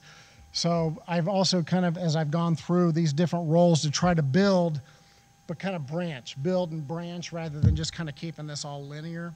So I'd like to add that, but from here is these are just some of the things that I've learned, not just through my schooling, not just through my own addictions, but just things that I've learned as I've kind of gone through, and they've become very important to me. The first is you are never too old or too broken to reinvent yourself, ever. There's enough of the world out there willing to try to defeat you. Don't start with the person that you look in the mirror while you're brushing your teeth in the morning. So sometimes, too, is that the year that I spent back and forth here at campus, which was the beginning of my journey, I wish I had that year back. But again, I can't. So I'm glad that I realized that, too, is that, you know, all those things are relative. When you're just willing to start all over, and basically, my future starts today. This is what I'm going to do. Bring it on. That you are never too old or broken. Or, I'm an addict. How can I help people? Those in recovery in the room here or helping professionals can probably got my back that it's got some value. And everybody has something to contribute. Everybody is an expert at something. And it's even from the other standpoint of like Einstein's quote is everybody's a genius, but if you judge a fish by its ability to climb a tree, it'll spend its whole life believing it is stupid. So that is, all of us have something. I know things people in this room don't, and you all know stuff I don't. Let's learn and let's work with each other. Let's always keep learning. Whether or not you are in school, and it's not just about Con Ed, but through conversations, through my clients, I have learned a lot.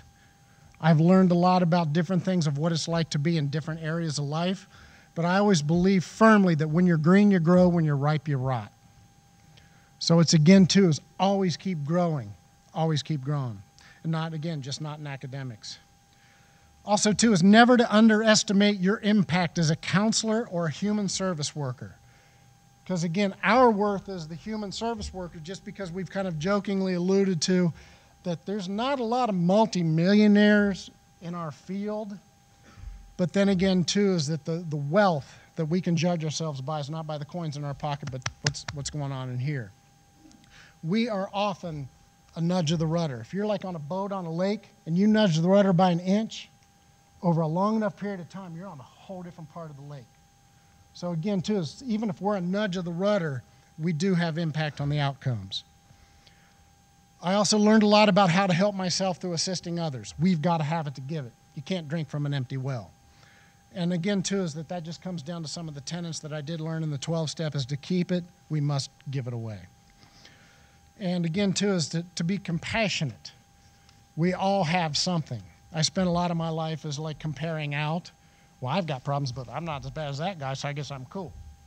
I still got a few levels to hit.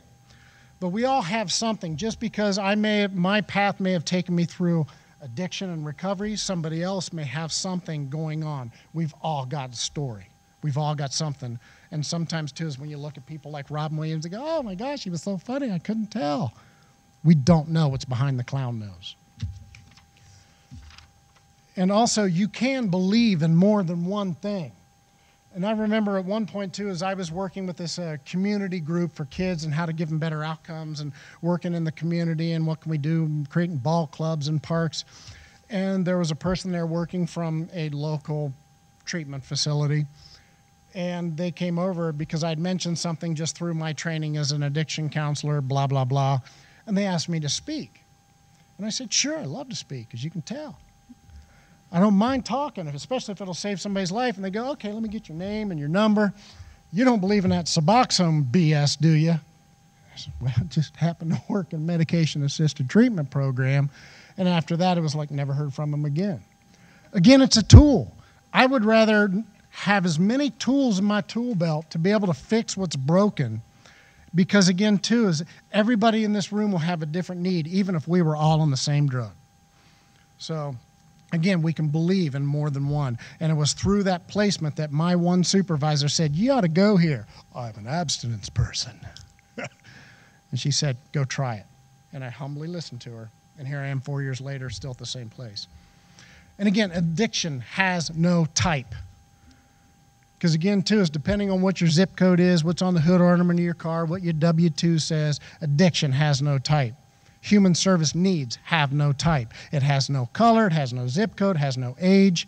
So I have learned a lot by being exposed to so many different people in all walks of life. It has made me a richer human being because of it. I found my compassion skyrocket because again, too, is listening to people, that people are much more than the sum of their outcomes, some of their circumstances, some of their history, or how long they've spent behind bars, that there's a lot behind that person's story. And finally these are some reasons why I would go into the field. Because I know people are watching out there, there's students in the room, but even too, sometimes too, is when we look around is where the grass may be greener. I love the industry, but also, you always got your ear to the ground, what may be something kind of fresh and exciting. But fortunately and unfortunately, we have job security. And I always say that this is the one job I wish I'd be put out of business. But for now, it doesn't look like it.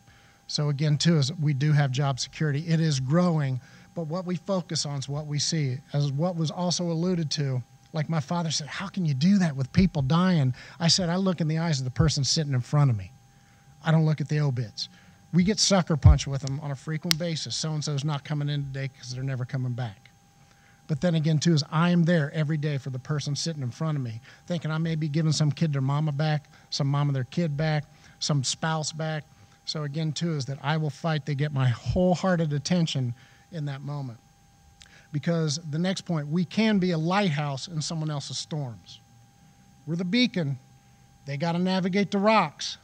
And we got to hope that they know where port is. But again, too, is we can kind of be that beacon or that finger point in the way. But to me is that there is no greater gift that we can give somebody sometimes a little light in their darkness. This also has built my compassion towards others as well as myself. We can have compassion. We can forgive. And one thing, the quote that I love by Mark Twain is, forgiveness is the fragrance the violet leaves behind upon the heel that crushed it. So being able to teach people how not to drop their anchor in yesterday because they're going to go nowhere today is to be able to forgive, to have compassion, to recognize their humanity in themselves and others if they're going to grow beyond their circumstances.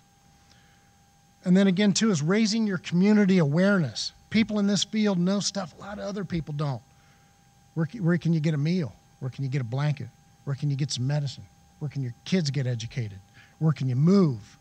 Where can you get drug assistance? Where are you not going to be treated like a piece of something because of some of your circumstances? That there are people out there who will greet you with a smile, will feed you, clothe you, help you, give you spiritual uplift in your deepest times of need. And that's, again, too, is it's very important to learn not just the who's who, but also the other agencies. It's like right now when people ask me, I never would have known before those agencies. And today I've now,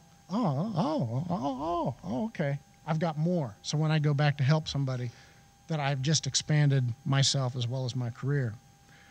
Human Services has many facets and opportunities. And we've discussed that here today, so I will not elaborate. But again, as if you still love your fellow man and woman, if you get burned on your job, there's still a lot of opportunities and growth out there. There are places that you can go. There's also, within the industry, room for growth and credentials. Many people here have expressed, I've done this, I've done that. I'm right now waiting on my national for my ADC. And then from there, as I've looked into prevention, because again, too, is that what's the best I could be at helping someone else? And that, in turn, I'm also growing along the way. And again, too, is that great professional relationships and networking. I'm standing up here because of Diane, because of also the people that I've encountered along the way. My job is also through networking, that I have a network with people that help people. A lot of people, they go, I got a great gardener. You want your landscape done? If I hit rock bottom, I got people. You know, God willing, that doesn't happen. So, you know. And you can work, as Diane mentioned, through various academic tiers. You do not necessarily have to have your master's to start.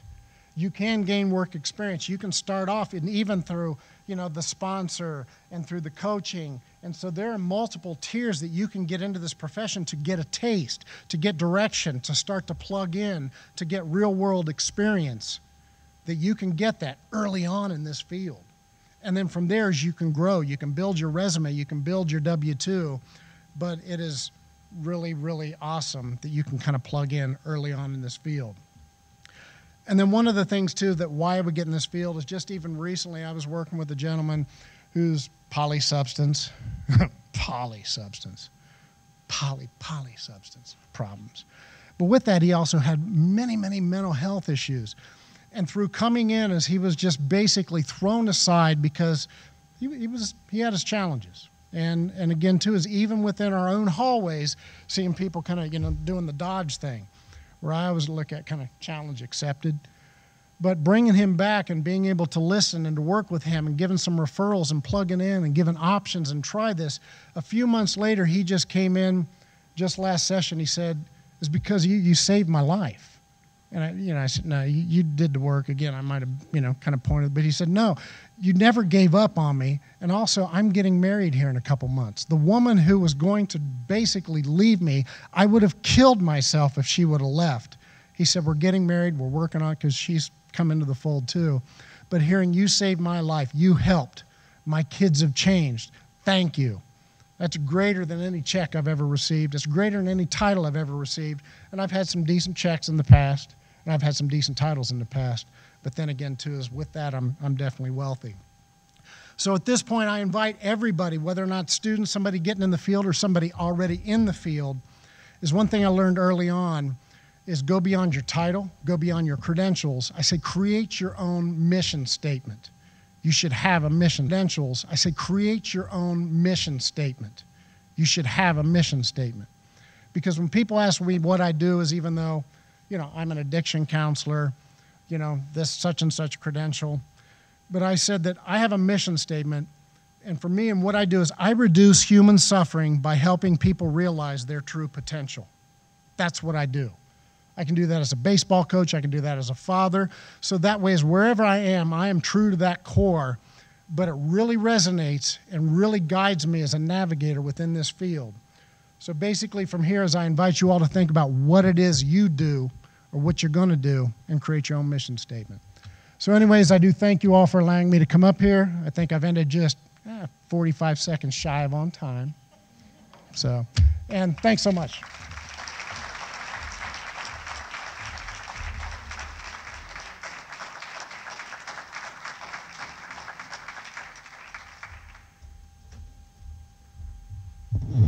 Tony, thank you so much for those inspiring words. And can we give all of our panelists and Tony another round of applause for their sharing?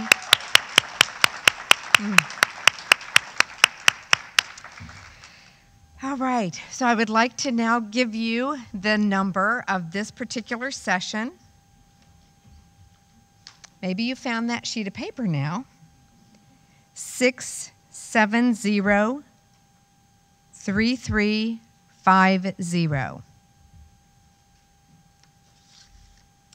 So there are evaluations, so hopefully you're able to stay the full day with us, but if you're not and are just getting CEUs for the morning, you can fill out that evaluation, and Tanya's out in the hall and will be able to assist you.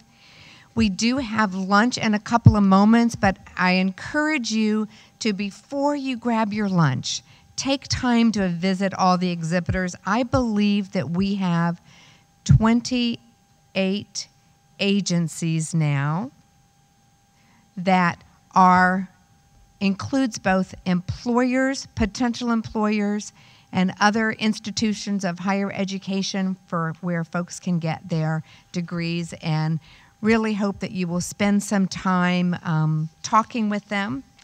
I will be over here in a moment if you have other questions about CEUs. But Cynthia, I think we have a drawing or something, right? There's a way to win a prize for you still being here. But I don't know anything about it other than Cynthia is going to help so that we, in fact, can do that. Woot woot. That means you have had a great day, right? Did everybody yes. keep both?